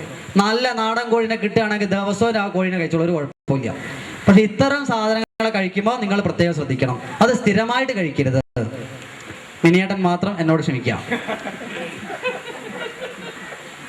കാരണം അത് നമ്മൾക്ക് പ്രതികൂലമായിട്ട് ബാധിക്കുന്നുണ്ട്. എന്നാൽ ചെറിയ കുട്ടികൾ, കഴിഞ്ഞ ദിവസം വീട്ടിൽ പോയ സമയത്ത് ഒരു ചെറിയ കുട്ടി നിലനിൽക്കുന്നുണ്ട്. എന്തിനാ കരയണമെന്ന് മനസ്സിലായില്ല. ഉടനെ അച്ഛൻ ഒരു ബൈക്കും എടുത്ത് പോണോ കണ്ടു, തിരിച്ചു വരുന്ന അയാൾ ഉടനെ ഒരു പൊതിയായിട്ട് വരുന്ന കണ്ടു. ഈ കുട്ടിക്ക് ഇത് കൊടുത്താലും കുട്ടി കരച്ചിൽ നിർത്തി. എന്താ കുട്ടിക്ക് കൊടുത്തതെന്ന് വെച്ചാൽ കുട്ടി നിലനിൽക്കുന്ന ഷവർമ്മ വേണമെന്ന് പറഞ്ഞിട്ടാ. അതാണ് ഞാൻ നേരത്തെ പറഞ്ഞ കമ്പി ആസനത്തിൽ കൂടി അടിച്ച് കയറ്റിയിട്ട് ആ കണലിൽ നടുക്ക് നിർത്തിയിട്ട് കോഴി ഇങ്ങനെ അടിയിക്കൂലെ. വാസനത്തിൽ കൂടി കമ്പി കയറ്റി ഏത് കോഴിയും തിരിയും, ഏത് ജീവിയാണെങ്കിലും. അതിനെ പറഞ്ഞിട്ട് കാര്യമില്ല. എന്നിട്ട് അതിനെല്ലാം ഇങ്ങനെ ക്ഷൗരക്കാരൻ അങ്ങനെ ക്ഷൗരം ചെയ്യുന്നതാണോ അടിച്ചിട്ടുണ്ടോ അതിന്റെ കുട്ടിക്ക് കൊടുത്തിട്ടാണ് ഇത് തിന്നുന്നത്. ഈ കുട്ടീൻ്റെ ഒക്കെ സ്ഥിതി എന്താവും? ആ ഒരു മെസ്സേജാണ് അന്നപ്രാശന സംസ്കാരത്തിൽ നമുക്ക് തരുന്നത്. അത് കേവലം ഒരു സംസ്കാരമല്ല, അത് വലിയൊരു മെസ്സേജാണത്. ആ മെസ്സേജ് സ്വീകരിക്കാനാവണം ആ ഒരു കാര്യം കിട്ടുന്നത്. ഇന്ന് കുട്ടീനെ വലുതാക്കണം, കുട്ടീനെ തടിപ്പിക്കണം, കുട്ടിക്ക് അവയവങ്ങൾക്ക് സൗന്ദര്യം ഉണ്ടാക്കണം എന്നൊക്കെ പറഞ്ഞിട്ട് ധാരാളം പ്രോട്ടീൻ പൗഡർ അടിച്ച് കയറ്റി വിട്ടിട്ടേ ഈ കുട്ടീൻ്റെ ഉള്ളിൽ കോശങ്ങൾ വേഗത്തിൽ അങ്ങോട്ട് വിഭജിക്കുക. ഇതെന്തായിത്തീരുന്നു ഒരാൾക്കും പറയാൻ പറ്റില്ല.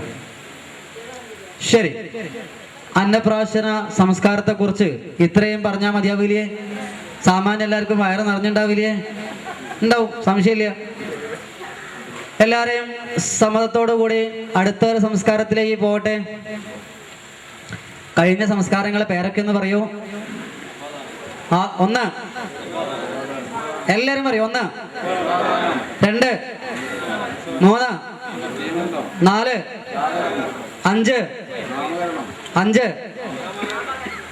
5 നാമകരണം. 6 നിഷ്ക്രമണം. 7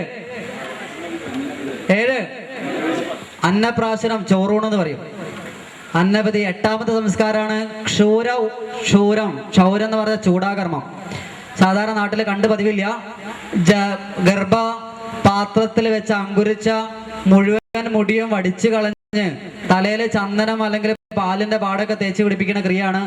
ഈ സമയത്ത് കുട്ടിക്ക് ദീർഘായുസ് ഉണ്ടാവട്ടെ, ഇവന്റെ ബ്രെയിന് വേണ്ടതുപോലെ പ്രവർത്തിക്കട്ടെ എന്നൊക്കെ പറയുന്ന മന്ത്രമാണുള്ളത്. അതുപോലെ തന്നെ ആ സമയത്ത് അതിന്റെ ഉപകർമാണ് കാതുകുത്തുക. ആണുങ്ങൾക്കും പെണ്ണുങ്ങൾക്കും ഒക്കെ പണ്ട് കാതുകുത്തിയിരുന്നു. സ്വർണം വയ്യായോ. ഈ ചെവിന്റെ ഇവിടെ ഒരു നാടിയുണ്ട്. എന്താ നാടിയുടെ പേര്? കർണനാടി. മരിക്കാൻ പോണതിന് മുമ്പ് ലക്ഷണം അതൊക്കെ പിന്നെ ഉച്ചയ്ക്ക് ശേഷം പറയാം. ആ നാടി വികസിക്കാനൊക്കെ തുടങ്ങും. ഒരാളെ മരിക്കാനായി അങ്ങനെ തിരിച്ചറിയാന്നൊക്കെ പഠിക്കും നമ്മള്. അപ്പൊ ആ ഗർഭധാണിയാണ് മൊത്തം നമ്മളെ നിയന്ത്രിക്കുന്നത്. അപ്പൊ അവിടെ എന്തുകൊണ്ടാണ് അവിടെ തുളസിപ്പൂ വെക്കുന്നത്? ഇവിടെ ഒരു വിടവുണ്ട്, അവിടെ ഒരു തുളസി വെക്കാം വിചാരിച്ചിട്ടാണോ? അല്ല, അവിടെ തുളസി വെച്ചാല് ആ കരിന്തുളസിയുടെ ഇല ഈ ഗർഭനാടിക്ക് തട്ടുകയും നമ്മളെ ഉള്ളിൽ ഒരുപാട് മാറ്റങ്ങൾ ഉണ്ടാവുകയും ചെയ്യുന്നുണ്ട്. അതുകൊണ്ടാണ് അവിടെ തന്നെ തുളസി ഫിറ്റാക്കുന്നത്. അപ്പൊ അങ്ങനെ സ്വർണ്ണം ഇടുന്നതും ഇത് എത്രത്തോളം ഇളകുന്നോ അത്രത്തോളം ബുദ്ധി വർദ്ധിക്കുന്ന സ്വർണ്ണം വഴി ആയുസ് വർദ്ധിക്കും. അതുകൊണ്ട് അങ്ങനെ ഇളകാൻ പണ്ടത്തെ ആൾക്കാരൊക്കെ അല്ലേ വലിയ എന്തൊക്കെ പറ തോടയോ ഒക്കെ ഇടില്ലേ, അതിങ്ങനെ ഇളകി കളിക്കും. ഇങ്ങനെ പോണത് നല്ല രസം അങ്ങനെ കാണാൻ. കടുക്കൻ ഒക്കെ പറയും. അത് കടുക്കനിട്ട് വേറൊരു കാര്യത്തിനാണ്. കാരണം അവിടെ ഓരോ ആൾക്കാരെ പൊസിഷൻ മനസ്സിലാക്കാനായിരുന്നു. കാരണം അവിടെ നായന്മാരുടെ കൂട്ടത്തിൽ ഉപാസന ചെയ്യുന്ന ആൾക്കാർ നീല കടുക്കനാട്ടിയിരുന്നത്. ഇവിടെ ഈഴവന്മാര് തീയന്മാര് ചുവപ്പ് കല്ലിലെ കടുക്കനാട്ടിയിരുന്നത്. ബ്രാഹ്മണന്മാര് വജ്രത്തിന്റെ കടുക്കനാണ്. കാരണം ദൂരത്തുനിന്ന് വരുമ്പോൾ അയാളെ കണ്ടാൽ മനസ്സിലാവണം അയാൾ ഏതാ വിഭാഗം എന്നുള്ളത്. അതിനു വേണ്ടിയിട്ടായിരുന്നു. ശരി, അപ്പൊ ആ ക്രിയയുടെ പേരാണ് ചൂടാകർമ്മം. അത് എപ്പോഴാ ചെയ്യേണ്ടത് എന്ന് ചോദിച്ചാൽ ഒരു നല്ല ഈ ഉത്തരായന കാലത്ത് നല്ല മുഹൂർത്തം നോക്കിയിട്ട് ചെയ്യാം. ഇതാണ് ചൂടാകർമ്മത്തെ കുറിച്ച് പറയാനുള്ളത്. സമയം വേദത്തിലൊരു സ്ഥലത്ത് പ്രത്യേകം പറയുന്നുണ്ട്, ബ്രാഹ്മണര് വസന്തകാലത്ത് ഉപനയനം നടത്തണം, ക്ഷത്രിയര് ഗ്രീഷ്മകാലത്ത് നടത്തണം, വൈശ്യര് വർഷകാലത്ത് നടത്തണം എന്നൊക്കെ പറയുന്നുണ്ട്. അപ്പം അങ്ങനെ ഒരു നിയമം ഉണ്ടെങ്കിൽ ഇവിടെ എല്ലാവരും ഉപനയനം നടത്തിയിരുന്നു എന്നതിന് തെളിവല്ലേ അത്? ഇവിടെ നായന്മാരും തീയന്മാരും ഒക്കെ ജാതി പറയുന്നതിൽ ക്ഷമിക്കണം, ജാതി പറയാതെ ഇത് പറയാൻ വയ്യ എന്നുള്ളത് കൊണ്ടാണ്. എല്ലാ ജാതിപ്പെട്ട ആൾക്കാരും മൂത്ത കുട്ടീനെ ബ്രാഹ്മണനായിട്ടാണ് കണക്കാക്കിയിരുന്നത്. മൂത്ത കുട്ടിക്ക് ഉപനയനം നടത്തിയിരുന്നു. ഈ ഉപനയനം നടത്തിയിരുന്നത് ജനിച്ചു കഴിഞ്ഞാൽ ആദ്യം വരുന്ന പല്ല് കൊഴിഞ്ഞു പോയി പുതിയ പല്ല് വരുന്ന സമയത്താണ് ഉപനയനം നടത്തേണ്ടത്. ആ സമയത്ത് മാത്രമേ കുട്ടിക്ക് വിദ്യാഭ്യാസം കൊടുക്കാൻ പാടുള്ളൂ. 7 വയസ്സ് വരെ കുട്ടിക്ക് ഒരു തരത്തിലുള്ള വിദ്യാഭ്യാസം കൊടുക്കരുത്. പ്രത്യേക നിയമമുണ്ട്. കേരള സർക്കാർ നിയമം നടപ്പിലാക്കിയോ? കുട്ടീനെ 1-ാം ക്ലാസ്സിൽ അടുത്ത വർഷം 6 വയസ്സിൽ ചേർത്തല്ലേ? ഇത് കഴിഞ്ഞ 12 വർഷമായിട്ട് അമേരിക്കയിൽ നടപ്പിലാക്കി. അമേരിക്കയിൽ 7 വയസ്സ് വരെ കുട്ടീനെ ഒരു വസ്തു പഠിപ്പിക്കാൻ പാടില്ല. ഈ അമേരിക്കയിൽ നിയമം നടപ്പിലാക്കിയത് ഭാരതത്തിൽ നിന്നുള്ള സംസ്കാരം ഉൾക്കൊണ്ടിട്ടാണ്. 7 വയസ്സ് വരെ കുട്ടികളെ കളിക്കാൻ വിടണം. പറയാനുള്ള കാരണം, കുട്ടിക്ക് അടങ്ങിയിരിക്കാനുള്ള ഊർജ്ജം അല്ല 7 വയസ്സ് വരെ ഉള്ളത്. അവന് സംശയങ്ങൾ ഓടി നടക്കാനും, ഒരു കുട്ടിയെ സംബന്ധിച്ചിടത്തോളം ഒരു ചെറിയ കുട്ടിക്ക് 4 വയസ്സുള്ള കുട്ടിക്ക് ഒരു ദിവസം 4 കിലോമീറ്റർ നിർത്താതെ ഓടാനുള്ള കൈനറ്റിക് എനർജി ഉണ്ട്. ഭഗവാൻ എല്ലാ ജീവികൾക്കും ഓരോ എനർജി കൊടുത്തിട്ടുണ്ട്. നമ്മളെ നാട്ടില് ഈ കാട്ടുപോത്ത് എന്ന് പറയുന്ന ജീവനെ കുറിച്ച് കേട്ടിട്ടുണ്ടോ? കാട്ടുപോത്ത് പ്രസവിച്ചു കഴിഞ്ഞാൽ ഉടനെ അതിന്റെ കുട്ടി ഓടി രക്ഷപ്പെടും. അതെന്തിനു വേണ്ടിയിട്ടാ? ഇല്ലെങ്കിൽ അമ്മ കുട്ടീനെ നക്കാൻ തുടങ്ങും. ഇതിന്റെ നാവിന് ഭയങ്കര ഒരാ. ഈ കുട്ടീനെ തൊലി മുഴുവൻ പൊഴിഞ്ഞു പോകും. ഈ കുട്ടിക്ക് എങ്ങനെയോ അതറിയാം, ആരാത് ഫോൺ ചെയ്ത് പറഞ്ഞതെന്നറിയില്ല. ഈ പ്രസവിച്ച ഉടനെ ഓടി രക്ഷപ്പെടും. 4 ദിവസം കഴിഞ്ഞിട്ടാണ് പിന്നെ കുട്ടിക്ക് ഒരു വരവുണ്ട്, മമ്മി എന്നൊക്കെ വിളിച്ചൊരു വരവാണ്. ഈ 4 ദിവസത്തെ എവിടെയാ ജീവിക്കുന്നത്? എവിടുന്ന ഈ ഊർജം? ഭക്ഷണം എന്താണ്, വെള്ളം ഒന്നും അറിയില്ല. ഈ 4 ദിവസം ജീവിക്കാനുള്ള ഊർജം പ്രകൃതി കൊടുത്തിട്ടുണ്ട്.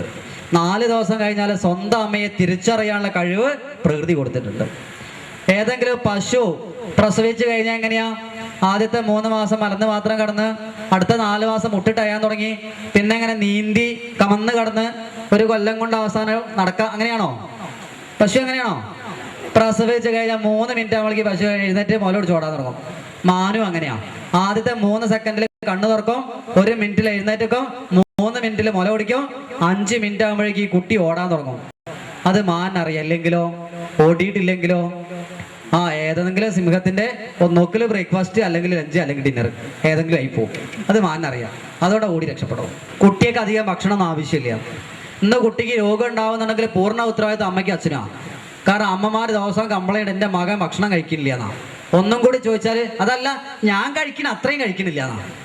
ഈ അമ്മയും അച്ഛനെ കഴിക്കുന്ന അത്രയും ഭക്ഷണം കുട്ടിക്ക് ആവശ്യമുണ്ടോ? ഇല്ല. പിന്നെ ചോദിച്ചാലോ, അതല്ല, ഞാൻ കൊടുക്കണ മുഴുവൻ കഴിക്കുന്നില്ല എന്നാ. ആകെ 2 ഉറുപ്പ്യ അരിക്കുള്ളൂ ഇപ്പോൾ. എന്നിട്ട് 5 കിലോ അരി വാങ്ങിക്കൊണ്ടുവന്ന് മുഴുവൻ ചോറുണ്ടാക്കി കുട്ടീനെ കൊണ്ട് തിരിക്കണ വിചാരിച്ച് നടക്കും. അപ്പോൾ അത് നടക്കില്ല. അപ്പോൾ കുട്ടിക്ക് ആവശ്യമുള്ള ഭക്ഷണം കൊടുത്താൽ മതി, അത് കുറച്ച് കൊടുത്താൽ മതി. അപ്പം അങ്ങനെ ഇവിടെ കുട്ടികളെ കളിക്കാൻ വിടണം. 7 വയസ്സ് പൂർത്തിയായാൽ ആദ്യത്തെ പല്ല് കൊഴിഞ്ഞു പോയി പുതിയ പല്ല് വരാൻ തുടങ്ങിയാൽ കുട്ടീനെ വിളിക്കും. എന്നിട്ടേ ഉപനയനം നടത്തി കൊടുക്കും. ഈ ഉപനയനം നടത്തി കഴിഞ്ഞാൽ ആദ്യത്തെ ക്രിയ എന്താണെന്നറിയോ? ഉപനയനം കഴിഞ്ഞാൽ കയ്യിൽ ഒരു ദണ്ട് കൊടുക്കും, ഒരു ബാണ്ടോ. എന്നിട്ട് മോനോട് പറയും, 1 വർഷക്കാലം പോയി DPP സമ്പ്രദായം അനുസരിച്ച് പഠിച്ചു വാന്നാ. അതെങ്ങനെ DPP? അതെ, നടന്നു പോരാൻ പറയാ. അങ്ങനെ വിടുക ചെയ്യാ. അങ്ങനെ ദണ്ടും ബാണ്ടും ആയിട്ട് കുട്ടി അങ്ങോട്ട് ഇറങ്ങുക രാജ്യത്തേക്ക്. അങ്ങോട്ട് ദണ്ട് ചാരിയവൻ എന്താ വിളിക്കുക? ദണ്ഡി എന്നാ വിളിക്കുക. ദണ്ട് ചാരിയവൻ. ഇപ്പൊ നമ്മളെ വീട്ടിൽ വെറുതെ നടക്കുന്ന ആൾക്കാരാ, ഈ റോഡുമ്മ കൂടി വെറുതെ നടക്കുന്ന ആൾക്കാർ നമ്മൾ എന്താ വിളിക്കുക? ഒരു തെണ്ടി അതാ പോകാൻ അറിയില്ലേ? ഇനി വളരെ മഹത്തായ പദമാണ് അത്. ഇനി ആരെങ്കിലും ഒരാൾ തെണ്ടി എന്ന് വിളിച്ചാലേ ഒരു സംശയം വേണ്ട, പോവ കെട്ടിപ്പിടിച്ചൊരു ഉപ്പ കൊടുക്കുക, ഒരു ഷെയ്ക്കിന് കൊടുക്കുക. അത്രയും മഹത്തായ പദം അത്. ഇതൊക്കെ പറഞ്ഞിട്ട് ഈ പ്രഭാഷണം കഴിഞ്ഞ് ഞാൻ ഇതിലങ്ങോട്ട് പോണ സമയത്ത് ഇനി എങ്ങനെ ആരെയും തെണ്ടി എന്ന് വിളിച്ചാൽ വിവരം അറിയും. അതൊക്കെ മറ്റുള്ളവരുടെ കാര്യത്തിലാണ്, എൻ്റെ കാര്യത്തിലല്ല. ശരി. അപ്പം ദണ്ട് ചാരിയവൻ മഹത്തായ അർത്ഥാണ്, കേമായ അർത്ഥാണ്. അങ്ങനെ ഈ കുട്ടി ദണ്ടുമായിട്ട് ഓരോ വീട്ടിൽ പോവും. ഓരോ വീട്ടിന്റെ മുമ്പിൽ എത്തിയിട്ട് ഭവതി ഭിക്ഷാന്തേഹി എന്ന് പറയും. അപ്പൊ ആ അമ്മ പുറത്ത് വന്ന് കുട്ടിക്ക് ഭക്ഷണമൊക്കെ കൊടുക്കും. അങ്ങനെ രാത്രി ആയാലോ ഈ അമ്മ വേഗം കുട്ടീനെ എടുത്ത് അകത്തുകൊണ്ടുപോയി. എന്നിട്ട് 7 വയസ്സുള്ള കുട്ടിയല്ലേ, അങ്ങനെ കുളിപ്പിച്ച് കുറിയൊക്കെ തൊടിയിച്ച് ഭക്ഷണം കൊടുത്ത് വേഗം കടത്തി ഓർക്കും. രാവിലെ നേരത്തെ 6 മണിക്ക് വിളിച്ചോണ്ടു, അലാറൊന്നും ഇല്ലല്ലോ, വിളിച്ചോണ്ടിട്ട് പറയും മോനെ വിട്ടോ പറയും. അങ്ങനെ കുട്ടീനാണെന്ന് പറഞ്ഞയക്കും ഭക്ഷണം കൊടുത്തിട്ട്. എന്തിനാ അമ്മ അങ്ങനെ ചെയ്യണത്? ഈ അമ്മേന്റെ കുട്ടി ഇതുപോലെ വേറെ എവിടെയോ ആയിരിക്കും, അമ്മയ്ക്കറിയാം. അങ്ങനെ സൊസൈറ്റിയിലെ ബ്രഹ്മചാരികളെയും സന്യാസിമാരെയും നോക്കുക എന്ന ധാർമ്മികമായ ചുമതല സൊസൈറ്റി ഏറ്റെടുത്തിരുന്നു. അങ്ങനെ ഈ കുട്ടി പിറ്റേന്ന് അങ്ങനെ പോയി 1 വർഷക്കാലം യാത്ര ചെയ്ത് വന്ന് DP EP സമ്പ്രദായ പ്രകാരം എല്ലാ കാര്യങ്ങളും പഠിച്ചു. മരണം എന്താണ്, ജീവിതം എന്താണ്, പോലീസ് സ്റ്റേഷൻ എന്താണ്, കച്ചറ എന്താണ്, പട്ടിണി എന്താണ്, നായ കടിക്കാൻ വന്ന് എന്താ ചെയ്യണത്, സ്കൂൾ ബസ് വന്നില്ല എന്താ ചെയ്യേണ്ടത്, മരത്തിൽ എന്താ ചെയ്യേണ്ടത്. കൊടുക്കുന്ന നോളജ് പലപ്പോഴും ശരിയല്ല. നമ്മളെ ചെറിയൊരു നോളജ് അതിനെ കുട്ടീനെ അടിച്ചേൽപ്പിക്കുക. ഇവിടെ ഇരിക്കുന്ന എല്ലാവരും തന്നെ 3ാം ക്ലാസ് പഠിക്കുന്ന സമയത്ത് പഠിച്ചിട്ടുണ്ടാവും. സൂര്യൻ കിഴക്കുദിക്കുന്നു, പടിഞ്ഞാറ് അസ്തമിക്കുന്നു. എല്ലാവരും പഠിച്ചില്ലേ? 3ാം ക്ലാസ്സിലെ ടീച്ചർ പഠിപ്പിച്ചില്ലേ? 6ാം ക്ലാസ്സിലെത്തിയ സമയത്ത് ടീച്ചർ പറഞ്ഞ സൂര്യൻ ഉദിക്കണോ അസ്തമിക്കണമെന്നില്ല, സൂര്യൻ അവിടെ നിൽക്കുന്നേ ഉള്ളൂ, നമ്മളിങ്ങനെ തിരിയുന്നുണ്ട്, ഭൂമി തിരിയാ, അതുകൊണ്ടാണ് നമ്മൾക്ക് അങ്ങനെ തോന്നുന്നുണ്ടെന്ന് മനസ്സിലായി. ബുദ്ധിപരമായിട്ട് നമ്മൾ മനസ്സിലാക്കി സൂര്യൻ നിൽക്കണേ ഉള്ളൂ, ഭൂമിയാ തിരിയണത്. പക്ഷെ എപ്പോഴും നമ്മൾ വിശ്വസിക്കുന്ന എന്താ? സൂര്യൻ കിഴക്കുദിക്കുന്നു, നമ്മളിവിടെ നിൽക്കുകയാണ്, സൂര്യൻ വന്നു പോകണമെന്നല്ലേ? ഇതല്ലേ നമ്മള് ബേസിക് ആയിട്ട് നമ്മൾ ഉറച്ചു വിശ്വസിക്കുന്നത്. അതെന്തുകൊണ്ടാണ് അത് ഉറച്ചു വിശ്വസിക്കുന്നത്? ആദ്യം കിട്ടിയ നോളജ് ഭൂമി തിരിയണോ സൂര്യൻ നിൽക്കണമെന്നല്ല, പിന്നെയോ സൂര്യൻ തിരിയണോ നമ്മൾ നിൽക്കണമെന്നാ. അതുകൊണ്ട് അത് ജന്മം നമ്മൾ മാറ്റില്ല. ഇനി 10 ലക്ഷം ഉറുപ്പിക അറിഞ്ഞാലും ഒരാളും അത് മാറ്റില്ല. അത് നമ്മളെ സ്ക്രിപ്റ്റാണ്. ഈ സ്ക്രിപ്റ്റ് ഉണ്ടാക്കേണ്ടത് ഈ 7 വയസ്സ് വരെയുള്ള കാലത്ത് നമ്മൾക്ക് കിട്ടുന്ന ചില നോളജ് എന്നാണ്. എന്താണ് സ്ക്രിപ്റ്റ് എന്ന് മനസ്സിലാക്കാൻ വേണ്ടിയിട്ട് ഒരു കുഞ്ഞി കഥ പറയാം. അത് പറഞ്ഞിട്ട് നമുക്ക് ഉപനയന സംസ്കാരം അവസാനിപ്പിക്കാം. സ്ക്രിപ്റ്റിനെ കുറിച്ച് പറയുന്ന സമയത്ത് 3ാം ക്ലാസ് പഠിക്കുന്ന സമയത്തേ എൻ്റെ 3-4 കൂട്ടുകാര് എനിക്കൊരു കാര്യം പറഞ്ഞു തന്നു. ഒരു സ്ക്രിപ്റ്റ് എന്താ പറഞ്ഞു തന്നത്? രാവിലെ വീട്ടിൽ നിന്ന് ഇറങ്ങുന്ന സമയത്തേ 2 മൈനേനെ കണ്ടാൽ നല്ല നല്ല കാര്യങ്ങളൊക്കെ സംഭവിക്കും, 1 മൈനേനെ കണ്ടാൽ എൻ്റെ കാര്യം പോക്കാം. ശരി. അങ്ങനെ നമ്മളൊരു കണ്ടാൽ അറിയില്ല, ഞാനൊരു പാവല്ലേ, ഞാനത് വിശ്വസിക്കാൻ തുടങ്ങി. പിറ്റേന്ന് രാവിലെ ഞാൻ സ്കൂളിൽ പോകുന്ന സമയത്ത് ഒന്ന് പുറത്തേക്ക് നോക്കി, 1 മൈന കറക്റ്റ്. അന്ന് ടീച്ചറോട് തല്ലിട്ടി. പിറ്റേന്ന് സ്കൂളിൽ പോകുമ്പോൾ പുറത്തേക്ക് നോക്കി, 2 മൈന. ഹായ്, സന്തോഷായി, ഓടി ക്ലാസ്സിൽ പോയി. കേട്ടയത്തിലേ 10-ൽ 10 കിട്ടി. അപ്പൊ നോക്കൂ, മൈനേന്റെ ഒരു കഥ എത്രത്തോളം ശരിയാണത്. കുറച്ചു കാലം കഴിഞ്ഞു ഞാൻ ഈ കഥ മറന്നുപോയി. അപ്പോഴേക്കും എൻ്റെ സബ് കോൺഷ്യസ് മൈൻഡ് ഏറ്റെടുത്തു ഈ കഥ. ഞാൻ നോക്കിയിട്ടില്ലെങ്കിലും എൻ്റെ മനസ്സ് പുറത്തേക്ക് നോക്കും. സൈക്കോളജിക്ക് പഠിക്കുന്ന സമയത്താണ് സാറ് ഒരു കഥ പറഞ്ഞു തന്നത്. ആ കഥ എങ്ങനെയായിരുന്നു? ഒരു രാജാവിനോട് ആരോ പറഞ്ഞെടുത്തു ഇതേ കാര്യം, മൈനേന്റെ കഥ. രാജാവല്ലേ, എന്തും നടക്കില്ലേ. രാജാവ് ഒരു ഭടനെ ഏർപ്പാടാക്കി. മുറ്റത്ത് എപ്പോഴാണോ 2 മൈന വരുന്നത് അപ്പം മാത്രമേ രാജാവിനെ വിളിക്കാൻ പാടുള്ളൂ. പിറ്റേന്ന് രാവിലെ ഭടൻ ഉണർന്നു നോക്കി, മുറ്റത്ത് 2 മൈന, മനസ്സിൽ ഒരു ലഡു പൊട്ടി. ഈ 2 മൈനെ കണ്ട നല്ല കാര്യങ്ങൾ നടക്കുക. ഓടിപ്പോയി വളരെ സന്തോഷത്തോടുകൂടി രാജാവിനെ വിളിച്ചുണർത്തി. രാജാവിന്റെ സാധാരണ ഉറക്കാണോ? പിന്നെയോ പള്ളി ഉറക്കല്ലേ? അങ്ങനെ ഇയാൾ കണ്ണൊക്കെ ഒന്ന് ഉള്ളി പൊളിച്ച് പുറത്തേക്ക് വരുമ്പോഴേക്കും 1 മൈന ചായ കുടിക്കാൻ വേണ്ടി ഗോപാലന്റെ വീട്ടിലേക്ക് പോയിട്ടുണ്ട്. മുറ്റത്ത് എത്ര മൈനുണ്ട്? 1 മൈന. രാജാവ് ഉടനെ ഡയറി എടുത്ത് വായിച്ചു നോക്കി. 1 മൈനനെ കണ്ട എന്തൊക്കെയാ കുഴപ്പം? ജീവഹാനി, മാനഹാനി, സർവത്ര കുഴപ്പങ്ങളാ. ആരാ കാരണം? ഭടനല്ലേ? ഈ ഭടനെ തൂക്കിക്കൊല്ലാൻ മതിക്കും. ഇങ്ങനെ അയ്യോ പാവല്ലേ, ഇങ്ങനെ ഭടനെ തൂക്കിക്കൊല്ലാൻ കൊണ്ടുപോകുന്ന സമയത്തെ ഭടൻ ഇങ്ങനെ പൊട്ടിച്ചിരിക്കും. ഭടനൊക്കെ എന്തിനാ ഭട പൊട്ടിച്ചിരിക്കുന്നത്? ഐസ്ക്രീം വാങ്ങി തരാനൊന്നും അല്ലല്ലോ കൊണ്ടുപോണത്. പിന്നെയോ എന്തിനാ കൊണ്ടുപോണത്? തൂക്കം നോക്കാനോ? തൂക്കിക്കൊല്ലാൻ, തൂക്കം നോക്കാനല്ല, തൂക്കിക്കൊല്ലാനല്ലേ. അപ്പൊ എന്തിനാ ചിരിക്കണ വയ്ക്കും? അപ്പൊ ഭടൻ പറഞ്ഞിട്ട് രാജാവേ ഞാൻ ചിരിക്കണത് ആലോചിച്ചിട്ടല്ല. പിന്നെയോ ഭടൻ രാവിലെ എഴുന്നേറ്റ് എത്ര മൈനനെ കണ്ട്? എത്രത്തിനെ കണ്ട്? എവിടെ കൊണ്ടുപോവാ? തൂക്കിക്കൊല്ലേ. രാജാവ് എത്രത്തിനെ കണ്ട്? രാജാവ് എവിടെ പോവാ? ചായ കുടിക്കാൻ വേണ്ടി പോവാ. ഇവിടെ നിയമം ശരിയാണെങ്കിൽ രാജാവിനെ തൂക്കിക്കൊല്ലുകയും വേണം, ഭടന് ഒരു ചായ വാങ്ങിക്കൊടുക്കുക വേണം. അതാണോ ഉണ്ടായത്? അല്ല. അപ്പൊ ഈ കഥ ശരിയാണോ? അപ്പൊ ഈ ഒരു സ്ക്രിപ്റ്റ് ശരിയാണോ? ആണ് അല്ല? എന്താ അഭിപ്രായം? അല്ലാതാണോ? ഇതെന്താന്ന് എനിക്കറിയില്ല. എന്നോട് എൻ്റെ ഇന്നലത്തെ എക്സ്പീരിയൻസ് ഒന്ന് പറയാൻ പറഞ്ഞു നോക്കൂ. ഞാൻ എന്താ പറയാന്നറിയോ? ഞാൻ ഇന്നലെ രാവിലെ വീട്ടിൽ നിന്ന് ഇറങ്ങി നന്മണ്ട വന്ന സമയത്ത്, നന്മണ്ടയാണ് എൻ്റെ നാട്, നന്മണ്ട വന്ന സമയത്ത് റോഡ് മുഴുവൻ ബ്ലോക്ക്. ജപ്പാൻ കുടിവെള്ള പദ്ധതി, റോഡൊക്കെ ബ്ലോക്കാ. അങ്ങനെ 2 മണിക്കൂർ ഞാൻ റോഡിൽ നിൽക്കേണ്ടി വന്നു. രാവിലെ ഞാൻ ശ്രദ്ധിച്ചു, രാവിലെ ഞാൻ വീട്ടിൽ നിന്ന് ഇറങ്ങുമ്പോൾ എത്ര മൈനേനെ കണ്ടേ? 1 മൈനേന. നോക്കൂ, ഇവിടെ റോഡൊക്കെ ബ്ലോക്കാക്കി. ആരാ ബ്ലോക്കാക്കിയേ? രാവിലത്തെ 2 മണിക്കൂർ അവിടെ നിന്ന സമയത്ത് അവസാനം ഒരു ആംബുലൻസ് വന്നേരം ഇവർ വഴി കൊടുത്തു. ആംബുലൻസിന് വഴി കൊടുക്കല്ലോ. അതിന് പിന്നാലെ ഞാൻ ഇങ്ങോട്ട് പോന്നു. കുറെ ഇങ്ങോട്ട് എത്തി ചേളന്നൂർ എത്തിയ സമയത്തൊന്നും പറയണ്ട, റോഡിന്റെ മുകളിൽ ഉത്സവമൊക്കെ അവിടെ നടത്തണം. അമ്പലത്തില് റോഡിന്റെ മുകളിൽ നടത്തുക, റോഡ് ബ്ലോക്കാക്കി നടത്തുക, ആനയും കുതിരയും വെളിച്ചപ്പാടൊക്കെ റോഡിന്റെ മുകളിൽ ഉണ്ടാവുക. 2 മണിക്കൂർ അങ്ങനെ പോയി. ആരാ കാരണം? ഏത് മൈന? രാവിലത്തെ മൈന. അതും കഴിഞ്ഞ് എരഞ്ഞിപ്പാലെത്തിയ സമയത്തുണ്ട് ഒരു പഴയ സുഹൃത്ത് റോഡിന്റെ മുകളിൽ. കാണരുത് വെച്ചാൽ എത്രയ്ക്ക് ഒളിച്ചിട്ടും അവസാനം കണ്ടുപോയി. അയാളെ കൂടെ ഇറങ്ങേണ്ടി വന്നു. 1 മണിക്കൂർ അയാളെ കൂടെ ചെലവാക്കേണ്ടി വന്നു. ആരാ കാരണം? ഏത് മൈന? ഇന്നലത്തെ ദിവസം നശിപ്പിച്ചു. ആര്? ഞാൻ ഇന്നലെ കണ്ടത് 2 മൈനനെയാണെന്ന് ഇരിക്കട്ടെ. എൻ്റെ എക്സ്പീരിയൻസ് എന്താണെന്നറിയോ? ഞാൻ ഇന്നലെ രാവിലെ വീട്ടിൽ നിന്ന് ഇറങ്ങി നന്മണ്ട വന്ന സമയത്ത് റോഡ് ഫുള്ള് ബ്ലോക്കാണ്. ഞാൻ വിചാരിച്ചു എനിക്ക് കോഴിക്കോട്ടേക്ക് എത്താൻ പറ്റില്ലതാ. ഭാഗ്യത്തിന് ഒരു ആംബുലൻസ് വന്നു. ആംബുലൻസ് പറഞ്ഞാച്ചാരാ? ഏത് മൈന? 2ാമത്തെ മൈന. ആദ്യത്തെ മൈനന്റെ കാര്യം മിണ്ടരുത് ഇവിടെ. കുറച്ചും കൂടി മുന്നോട്ട് പോയ സമയത്ത് ചേളന്നൂർ എത്തിയ സമയത്തുണ്ട് റോഡിന്റെ മുകളിൽ.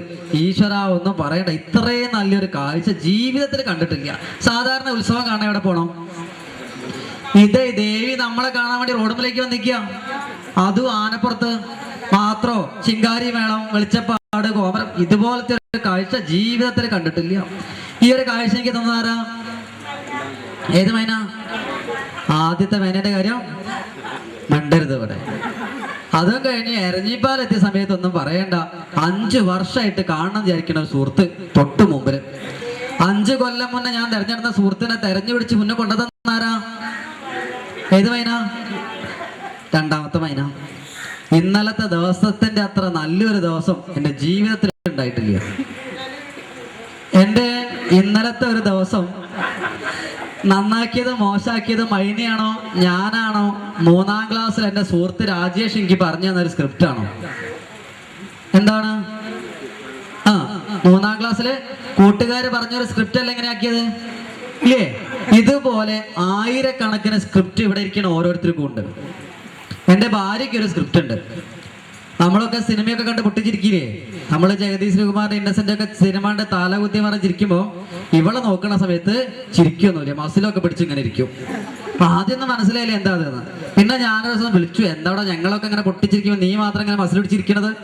അപ്പൊ എന്നോട് പറഞ്ഞു, കുട്ടിക്കാലത്ത് ആരോ പറഞ്ഞു കൊടുത്തതാ, ഒരുപാട് ചിരിക്കേണ്ടി വന്നാൽ പിന്നെ കരയേണ്ടി വരുന്നു. ആരോ പറഞ്ഞു കൊടുത്താ. അന്ന് മുതൽ ചിരിക്കേണ്ട അവസരം വന്നാല് മസിൽ പിടിച്ചിങ്ങനെ നിൽക്കാൻ തുടങ്ങും. അത് പിന്നെ ശീലമായി പോയി, സ്വഭാവമായി പോയി. ഇപ്പോഴും ചിരിക്കേണ്ട സമയത്ത് ചിരിക്കില്ല. വളരെ കഷ്ടപ്പെട്ടിട്ടാണ് മാറ്റിക്കൊണ്ടുവന്നത്. ഇനി എൻ്റെ അമ്മയ്ക്ക് വരെ സ്ക്രിപ്റ്റ് ഉണ്ട്. അമ്മേൻ്റെ സ്ക്രിപ്റ്റ് എന്താ? ഈ കാലംകോഴി എന്ന് പറയുന്ന സാധനമുണ്ട്. ഈ കാലംകോഴി കൂവുന്ന കേട്ടാൽ അമ്മേൻ്റെ ഒരു സ്ക്രിപ്റ്റ് മരിച്ചു എന്ന് കേൾക്കാനുണ്ടാവുന്ന. അങ്ങനെ വീട്ടിന്റെ പിൻഭാഗത്ത് ഈ കാലംകോഴി കഷ്ടകാലത്തിൽ വന്ന് മുട്ടിട്ട് അവിടെ താമസമായി. ഇത് ദിവസവും കൂവാൻ തുടങ്ങും. അങ്ങനെ ഇത് കൂവുന്ന കേട്ട് കഴിഞ്ഞാൽ പിന്നെ അമ്മയ്ക്ക് മനസ്സമാധാനമില്ല.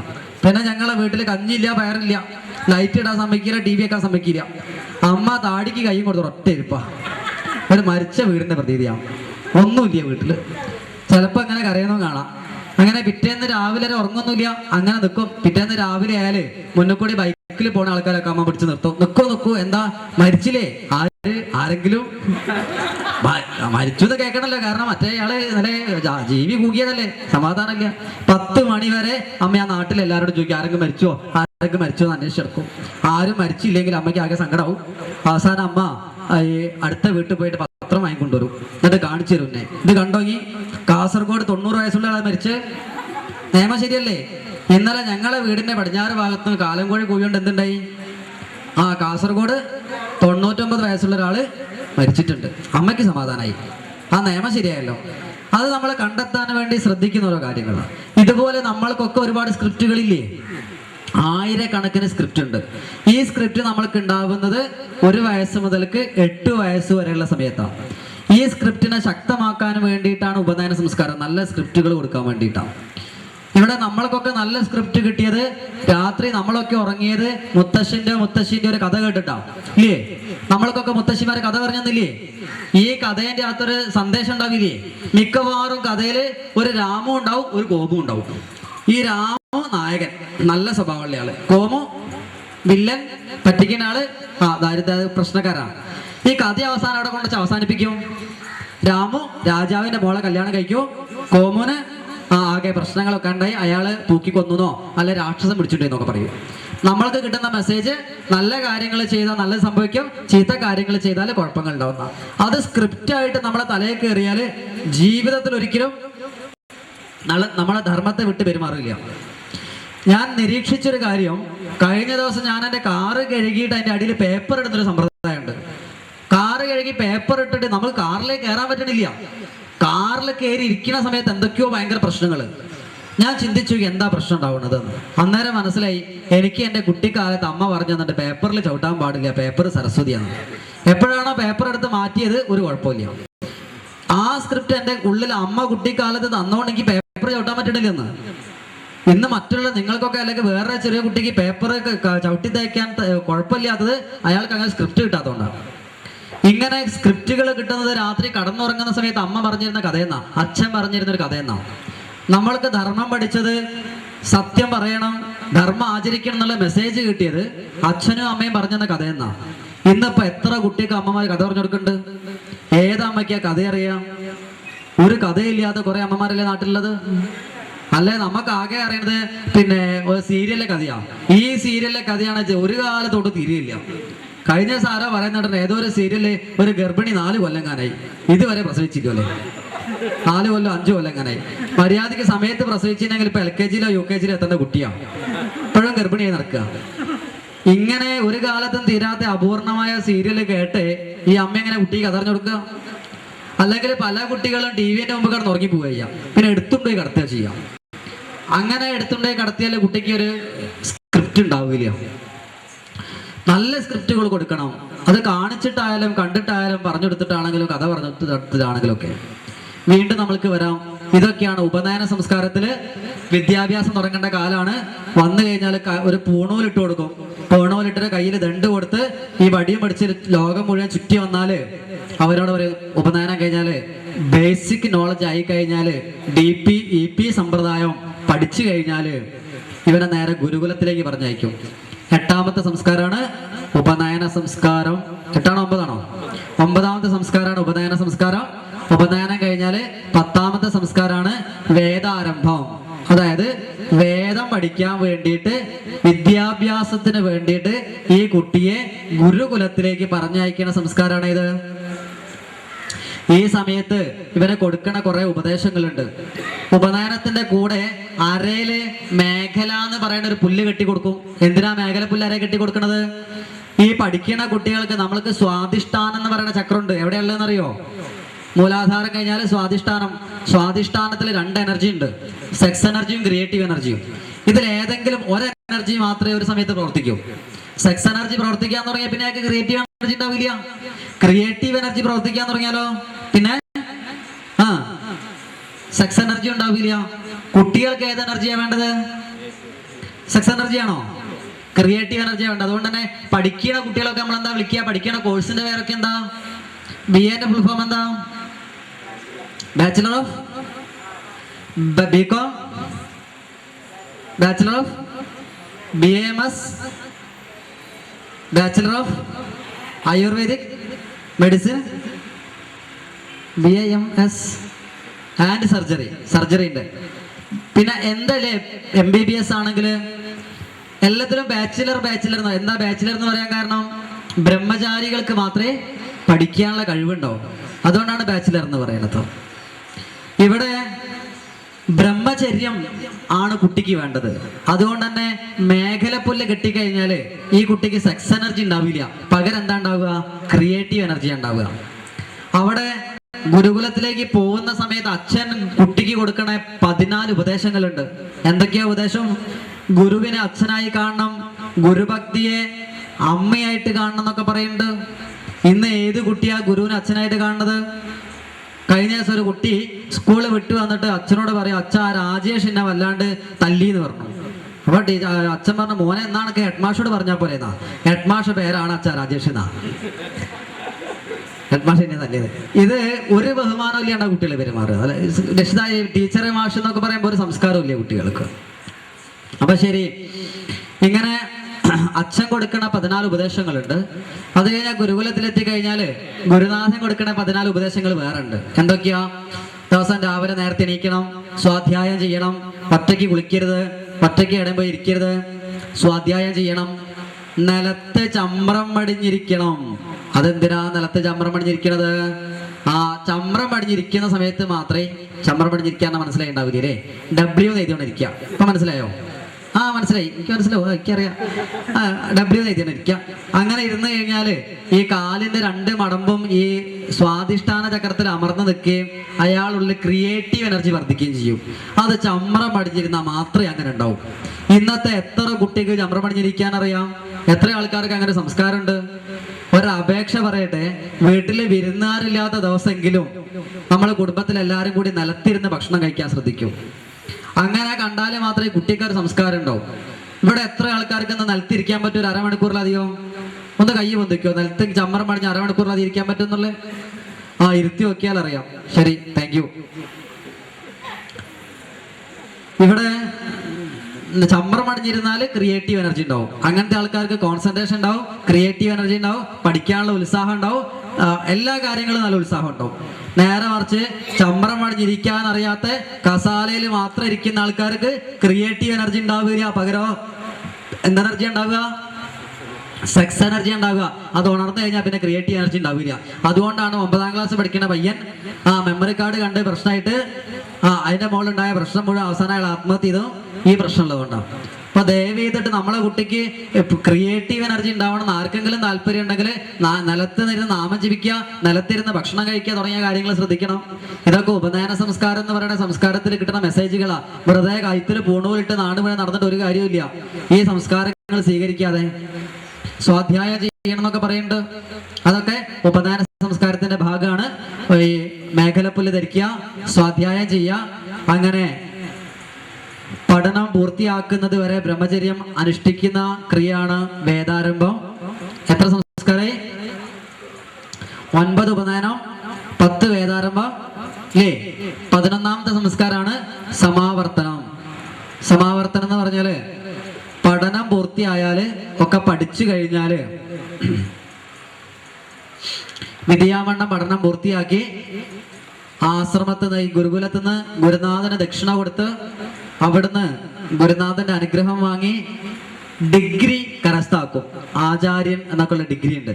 ഈ ഡിഗ്രി കരസ്ഥാക്കുന്നതിനെയാണ് ബിരുദദാന ചടങ്ങിനെയാണ് സമാവർത്തനം എന്ന് പറയുക.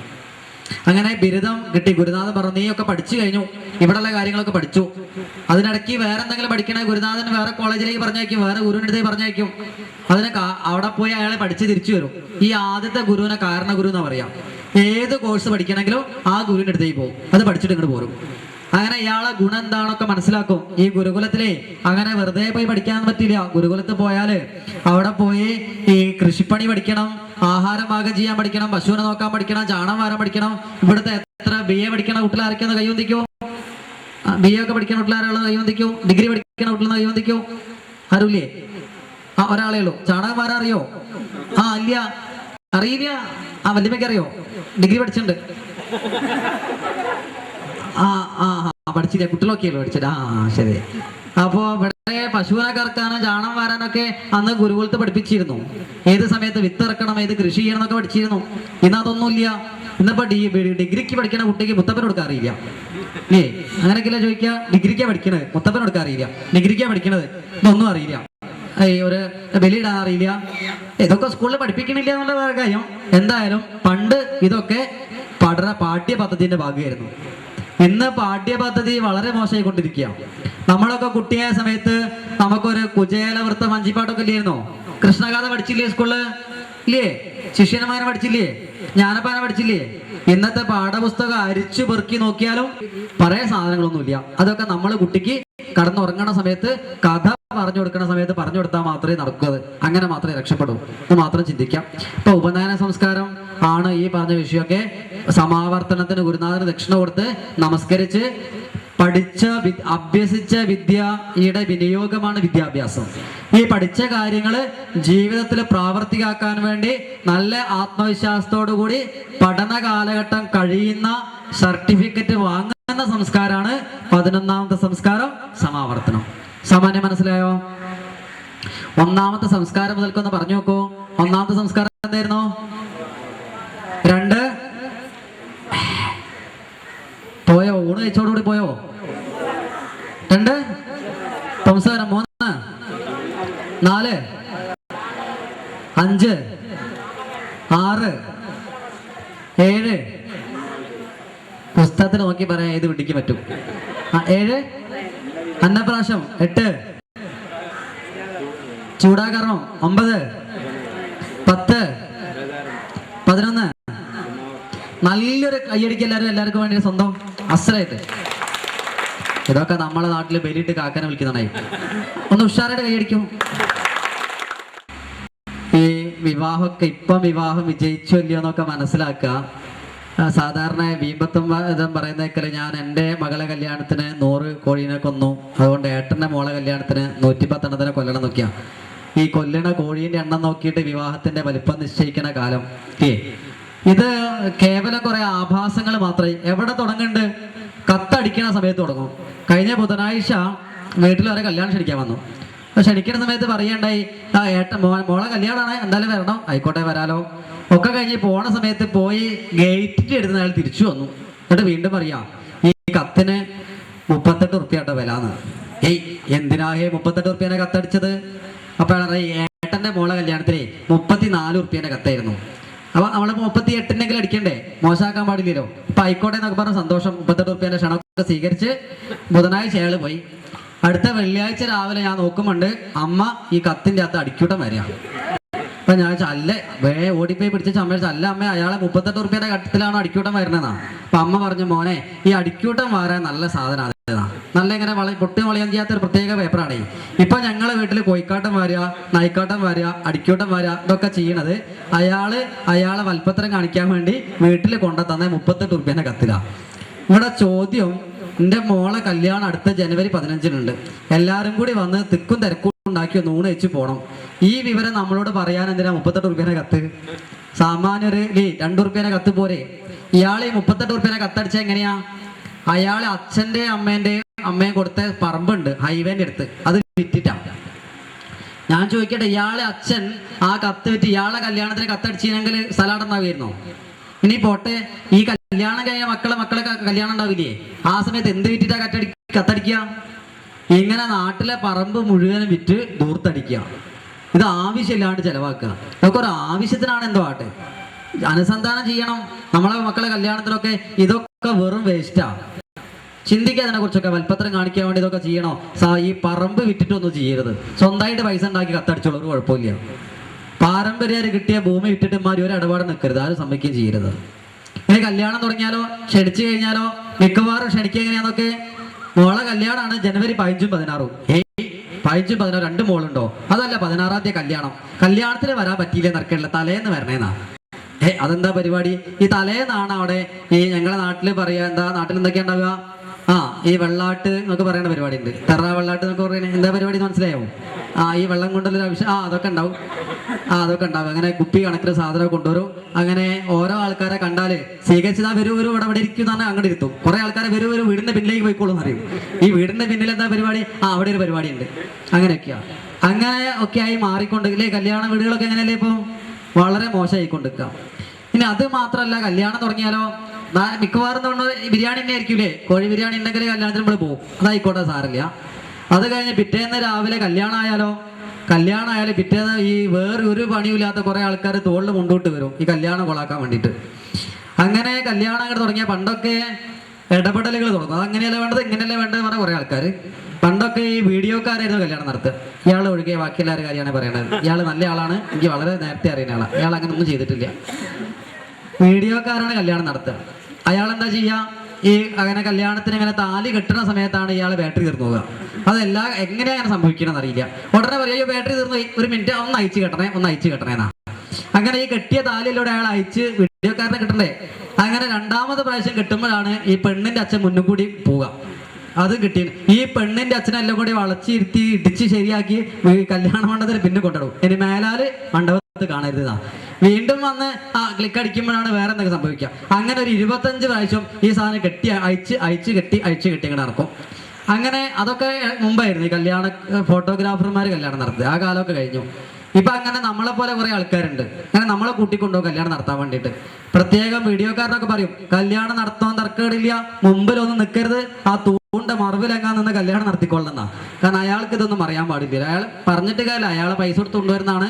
നാളെ ഫോട്ടോ എടുത്ത് നോക്കുമ്പോൾ കംപ്ലീറ്റ് നമ്പൂരിന്റെ വൈഭാഗം മാത്രമാണെങ്കിൽ അയാൾക്കാണ് അതിന്റെ പണി കിട്ടുക. നമ്മളെ നമ്പൂരിനെ പറഞ്ഞിട്ട് കാര്യമില്ല. അപ്പൊ അയാൾ പറയേണ്ടത് അയാൾ പറയും. അങ്ങനെ നമ്മള് അതിലൂടെ ഞാനിപ്പോൾ അതൊക്കെ പഠിച്ച സ്ഥിതിക്ക് മെലിഞ്ഞൊരാളും ആയതുകൊണ്ട് ഞാനൊരു തൂണിന്റെ മറവിൽ ഇങ്ങനെ ഒളിച്ചിക്കും. എന്നിട്ട് അവിടെ നിന്നാണ് പറയാ കല്യാണം നടത്തേണ്ട കാര്യങ്ങളൊക്കെ. അങ്ങനെ കല്യാണം നടത്തേണ്ടി വരിക. അത് കഴിഞ്ഞാൽ ഈ വിഷമം അതൊന്നല്ല. ഇപ്പൊ കല്യാണം നടത്തി കഴിയുമ്പോഴേക്ക് കുറെ കൂട്ടുകാരെന്ന് പറയുന്ന ആൾക്കാരുണ്ടാവും ചുറ്റും. കഴിഞ്ഞ ദിവസം കോവൂര് ഭാഗത്തൊരു കല്യാണം നടത്തിയ സമയത്ത് ഞാൻ കയ്യൊക്കെ പിടിപ്പിച്ച് നാല് പ്രദക്ഷിണം ചെയ്തോളൂ എന്ന് പറയുന്ന സമയത്ത് ഇവരെങ്ങനെ കൈ പിടിച്ച് പ്രദക്ഷിണം ചെയ്യുമ്പോൾ ഈ കൂട്ടുകാരെല്ലാരും കൂടി ചുറ്റും നിന്നിട്ട് എന്താ കൊല മുന്തിരിങ്ങ നരി ചുറ്റി വാ ഒരു 25 പ്രാവശ്യം. രണ്ടാൾക്കാർ ജീവിതം തുടങ്ങുകയാണെ ആ സമയത്ത് പറയണ പാട്ടാ. ഇവരിങ്ങനെ ചുറ്റി വരുന്നവരെ ഇതിങ്ങനെ ചെല്ല. ഇത് മാത്രമാണ് ക്ഷണിക്കുക. അത് കഴിഞ്ഞ് ഞാൻ അനുഗ്രഹിക്കാൻ വേണ്ടി താലി ഇങ്ങോട്ട് കെട്ടണ സമയത്ത് ഈ ചൈനയിൽ നിന്ന് കൊണ്ടുവന്ന എന്തോ ഒരു സാധനം ഉണ്ട്, ഒരു പെട്ടുംകുറ്റി പോലത്തെ സാധനം. അതിൻ്റെ അകത്ത് എന്തോ ആക്കിയാൽ കുറെ പദം ഇങ്ങനെ വരും. അങ്ങനെ ഒരു പദം ഇങ്ങോട്ട് വന്ന് ഞാനന്ന് കണ്ണാടിയിൽ നോക്കുന്ന സമയത്ത് ഏതാണ്ട് ക്രിസ്മസ് അപ്പൂപ്പന് മാതിരിയുണ്ട്. തലയിലും താടിയിലും ഒക്കെ ഒരു വെള്ള പത. പെണ്ണിനെ ചെക്കനെ നോക്കിയിട്ട് കാണാനില്ല. അവസാനം അതിലൂടെ നോക്കിയൊരു പതിയിലൂടെ മാറ്റി നോക്കിയാൽ അതിൻ്റെ അകത്തുണ്ട്. അങ്ങനെയൊക്കെ വന്ന് ഇവരിലൂടെ രക്ഷപ്പെടുത്തി നമ്മൾ കുറെ ത്രിമധുരമൊക്കെ ഉണ്ടാക്കി വെച്ചാൽ ആൾക്ക് ഒരു വസ്തുവിന് പറ്റാണ്ടായിരുന്നു. അതിൻ്റെ അകത്ത് കുറെ ഗിൽട്ട് മിന്നണ സാധനങ്ങൾ. ഇത് നമ്മളെ നാട്ടിലെ ഒരാൾ കല്യാണം തുടങ്ങുന്ന സമയമാണ്. ഇത് മാത്രമോ കഴിഞ്ഞ ദിവസം കൊയിലാണ്ടിയുടെ കല്യാണം നടത്താൻ പോയ സമയത്ത് ചെക്കനെ താലി കെട്ടിച്ച് അനുഗ്രഹിക്കാൻ പറയുമ്പോൾ എല്ലാവരും കൂടി അനുഗ്രഹിച്ചു. നോക്കുന്ന സമയത്ത് ഒരു 3-3.5 കിലോ കടലമണി. നമ്മള് പിട്ടും കടല അടിക്കുന്ന കടലല്ലേ കടല. അപ്പൊ ഞാൻ വിചാരിച്ചു അവിടെ എന്തോ ഈ നവധാന്യങ്ങളൊക്കെ അനുഗ്രഹിക്കണം എന്തെങ്കിലും ക്രമം ഉണ്ടായിരിക്കുന്ന ഒരു വിദ്വാനെ വിളിച്ചു. ഹേയ്, ഈ ചടങ്ങിന്റെ പിന്നിൽ എന്താണെന്ന് ചോദിച്ചു. അപ്പൊ ചടങ്ങൊന്നുമല്ല, ഈ ചെക്കന്റെ ഇരട്ടപ്പേര് കടലമണി എന്നാണ്. അതുകൊണ്ട് ആൾക്കാരെല്ലാവരും ചെയ്തൊരു പണിയാ. 3-3.5 കിലോ കടല എന്റെ മേലേക്കും ചെക്കന്റെ പെണ്ണിന്റെ മേലേക്കും. ഇങ്ങനെയൊക്കെയാണോ രണ്ടാൾക്കാര് ജീവിതം തുടങ്ങേണ്ടത്? ഇങ്ങനെയൊക്കെ കല്യാണം തുടങ്ങിയാൽ ഏത് ജീവിതം മുന്നോട്ട് പോവുക? ഇതുപോലെ ഓരോ ശവപ്പറമ്പിൽ വെച്ച് കല്യാണം നടത്തണമെന്നല്ലേ നമ്മൾ പറയാ. ഇല്ലേ കോഴീനെ ആടിനൊക്കെ ഇങ്ങനെ കൊല്ലുന്ന സമയത്ത് അതിൻ്റെ ഒക്കെ നിലവിളിയും അതിൻ്റെ ഒരു സങ്കടമൊക്കെ ഉണ്ടാവില്ലേ? ഈ കൊല്ലണ കോഴിക്ക് പ്രശ്നമൊന്നും ഉണ്ടാവില്ല.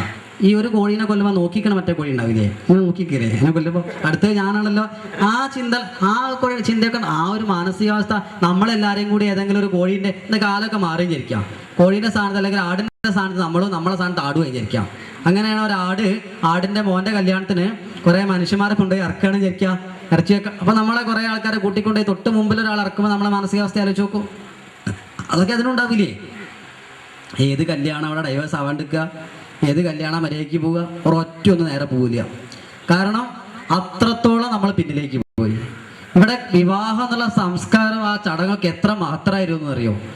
കല്യാണം കഴിക്കണ സമയത്ത് ചെക്കനെ പെണ്ണിനെ ഇരുത്തി അങ്ങനെ രണ്ടാൾക്കാരെയും കൂടി കയ്യിൽ പൂവൊക്കെ കൊടുത്ത് ഗുരുദേവനെയും ഗണപതിനെയും ഗുരുക്കന്മാരെയും അച്ഛനെയും അമ്മേനെയും പൂർവികരൊക്കെ സ്മരിച്ച് പൂവാരാധിച്ച് കുലദേവതനെ സ്മരിച്ച് പൂവാരാധിച്ച് കർപ്പൂരാരതിയൊക്കെ എടുത്ത് ഈ പെണ്ണിന്റെ അച്ഛനെ ഈ പെണ്ണിനെ ചെക്കനെ ഏൽപ്പിച്ചു കൊടുക്കുന്ന ഒരു സംസ്കാരമുണ്ട്, ഒരു മന്ത്രമുണ്ട്.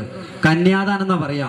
ശുഭദിതോ ധർമ്മ പ്രജാസമ്പത്തേ ഏകവിംശതി കുലോത്താരണായ വരസ്യ പിതൃണമോചനായ കന്യാദാനം അഹങ്കരിഷ്യേ എന്നൊക്കെ പറഞ്ഞിട്ട് ഈ പെണ്ണിനെ എൻ്റെ മകളെ ഞാൻ ഇത്രയും കാലം വളർത്തി വലുതാക്കി ഇതൊക്കെ ആക്കി എൻ്റെ മകള് ഞാൻ ഈ മകളെ നിനക്ക് തരാൻ പോവാണ്, നീ കൊണ്ടുപോയി നല്ലോണം നോക്കണം എന്നൊക്കെ പറഞ്ഞ് കൊടുക്കുന്ന സമയത്ത് ഇനി എത്ര വലിയ കമ്മ്യൂണിസ്റ്റുകാരനാണെങ്കിലും എത്ര നിരീശ്വരവാദി ആണെങ്കിലും അയാളെ കണ്ണെന്ന് 2 തുള്ളി കണ്ണീര് നമ്മളെ കൈമലുറ്റും.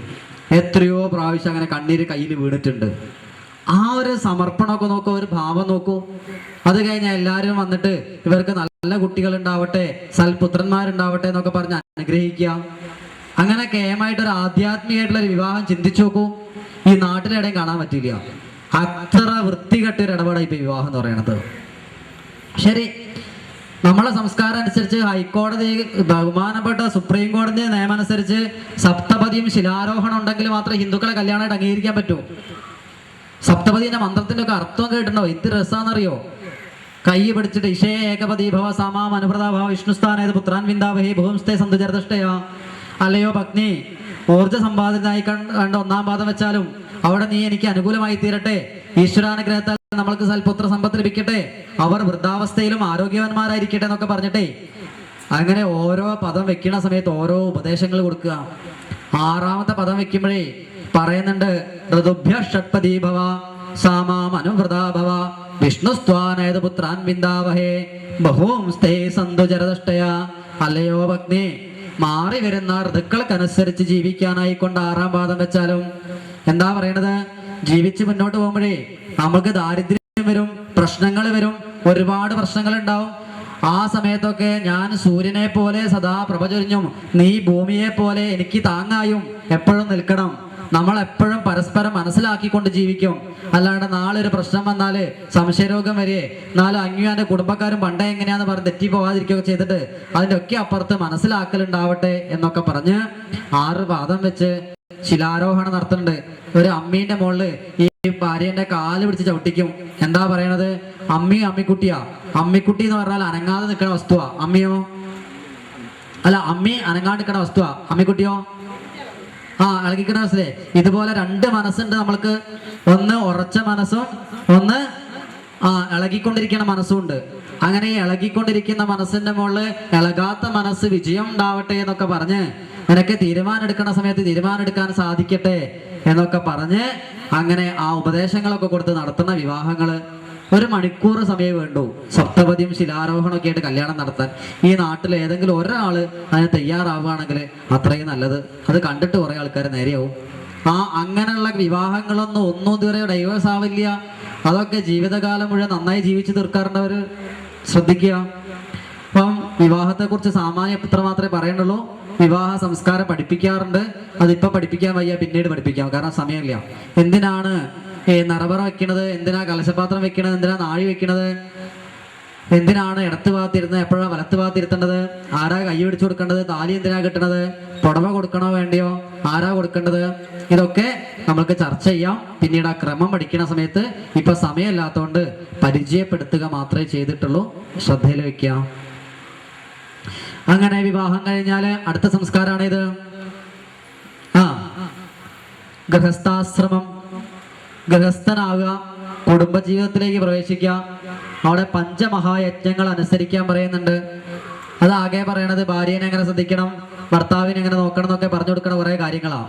അതൊക്കെ ഒന്ന് സാമാന്യം ഇവിടെ എല്ലാവർക്കും പറഞ്ഞു കൊടുക്കണേ. കല്യാണം കഴിക്കുന്നതിന് മുമ്പേ ഒക്കെ ക്ലാസ്സുകൾ കൊടുക്കണം. ഇവിടെ എന്തുകൊണ്ടാണ് ഈ കല്യാണം ഇപ്പൊ സർക്കാരിന്റെ കണക്കനുസരിച്ച് 17.1% കല്യാണങ്ങൾ ഡൈവേഴ്സ് ആവുക. അനൗദ്യോഗിക കണക്കനുസരിച്ച് 35% കല്യാണങ്ങൾ ഡൈവേഴ്സ് ആവുക. 3 കല്യാണം നടന്ന 1 ഡൈവേഴ്സ് ആവുക. എന്താ അങ്ങനെ ഡൈവേഴ്സ് ആവാൻ കാരണം? വിവാഹ ജീവിതത്തെ കുറിച്ച് വേണ്ടത്ര സങ്കല്പമില്ലായിട്ടാ. എവിടുന്നോ കേട്ടറിഞ്ഞ കുറെ അറിവ്, കുറെ പുസ്തകങ്ങളും കുറെ CD കണ്ട കുറെ വിവരം, കൂട്ടുകാർ പറഞ്ഞു തന്ന ഒരിക്കലും നടക്കാത്ത കുറെ സങ്കല്പങ്ങൾ, ഇതൊക്കെയായിട്ട് ജീവിതത്തിലേക്ക് ഇങ്ങോട്ട് പ്രവേശിക്കും. ശരിക്കുള്ള ജീവിതം ഇതൊന്നുമല്ല. അങ്ങനെ ഇതും അതും തമ്മിൽ ഭയങ്കര വ്യത്യാസം ഉണ്ടാവുന്ന സമയത്ത് നമ്മൾക്ക് ഉണ്ടായ സ്ക്രിപ്റ്റുകളെയും സങ്കല്പങ്ങളൊക്കെ തെറ്റ് വേണ്ടതുപോലെ തെറ്റായി മനസ്സിലാക്കി വെച്ചതുകൊണ്ട് അവിടെ പ്രശ്നങ്ങൾ ഉണ്ടാവും. ജീവിതത്തിൽ അടിമുടി പ്രശ്നങ്ങൾ ഉണ്ടാവും. ഡൈവേഴ്സ് ആവുകയും ചെയ്യും. അതിനെക്കുറിച്ചൊക്കെ മനസ്സിലാക്കി കൊടുക്കേണ്ടതുണ്ട്. കോഴിക്കോട് ഇതിനൊന്നും ആരെയും കിട്ടാനും ഇല്ല. അതാ സങ്കടം. കഴിഞ്ഞ പ്രാവശ്യം എന്നാലും എന്തൊക്കെ ഈ കല്യാണപ്രായത്തിൽ എല്ലാവർക്കും ഇതൊന്ന് പഠിപ്പിച്ചു കൊടുക്കാൻ വിചാരിച്ചു കോഴിക്കോട് ഇതുപോലെ ഒരു ദിവസത്തെ ശില്പശാല വെച്ചു. ആകെ 21 ആളാണ് വന്നത്. ഒരു ചുരുങ്ങിയത് 2500 ആളോടെങ്കിലും പറഞ്ഞിട്ടുണ്ട്. 20 ആളെ കിട്ടി. ഇതിനൊന്നും ആളെ കിട്ടാല്ലേ. ഡൈവേഴ്സ് ആവേണ്ട സമയത്ത് കൗൺസിലറെയും നമ്മളെയൊക്കെ നോക്കി നടക്കുന്നല്ലാതെ നാളെ ഇതിന് മുമ്പ് ഒരു കല്യാണം കഴിക്കുന്നതിനും പോയി ക്ലാസ് കൊടുക്കാൻ ഒരു ക്ലാസ് വെച്ചാലും 10 ആള് വരിക. വൈക്ക് തിരിഞ്ഞു നോക്കില്ല. വല്യമ്മേനെ മോളെ പാലുടി, ഇളയമേനെ മോളെ 28 ഇതിനൊക്കെ പോണ്ടി വരും. ഇതുപോലെ പരിപാടി ഇന്ന് തന്നെ ഈ ഒരു പരിപാടിക്ക് വേണ്ടിയിട്ട് ഇവരൊക്കെ എത്ര ഈ നാട്ടിൽ എത്ര ശ്രമിച്ചിട്ടുണ്ട് എന്നറിയോ?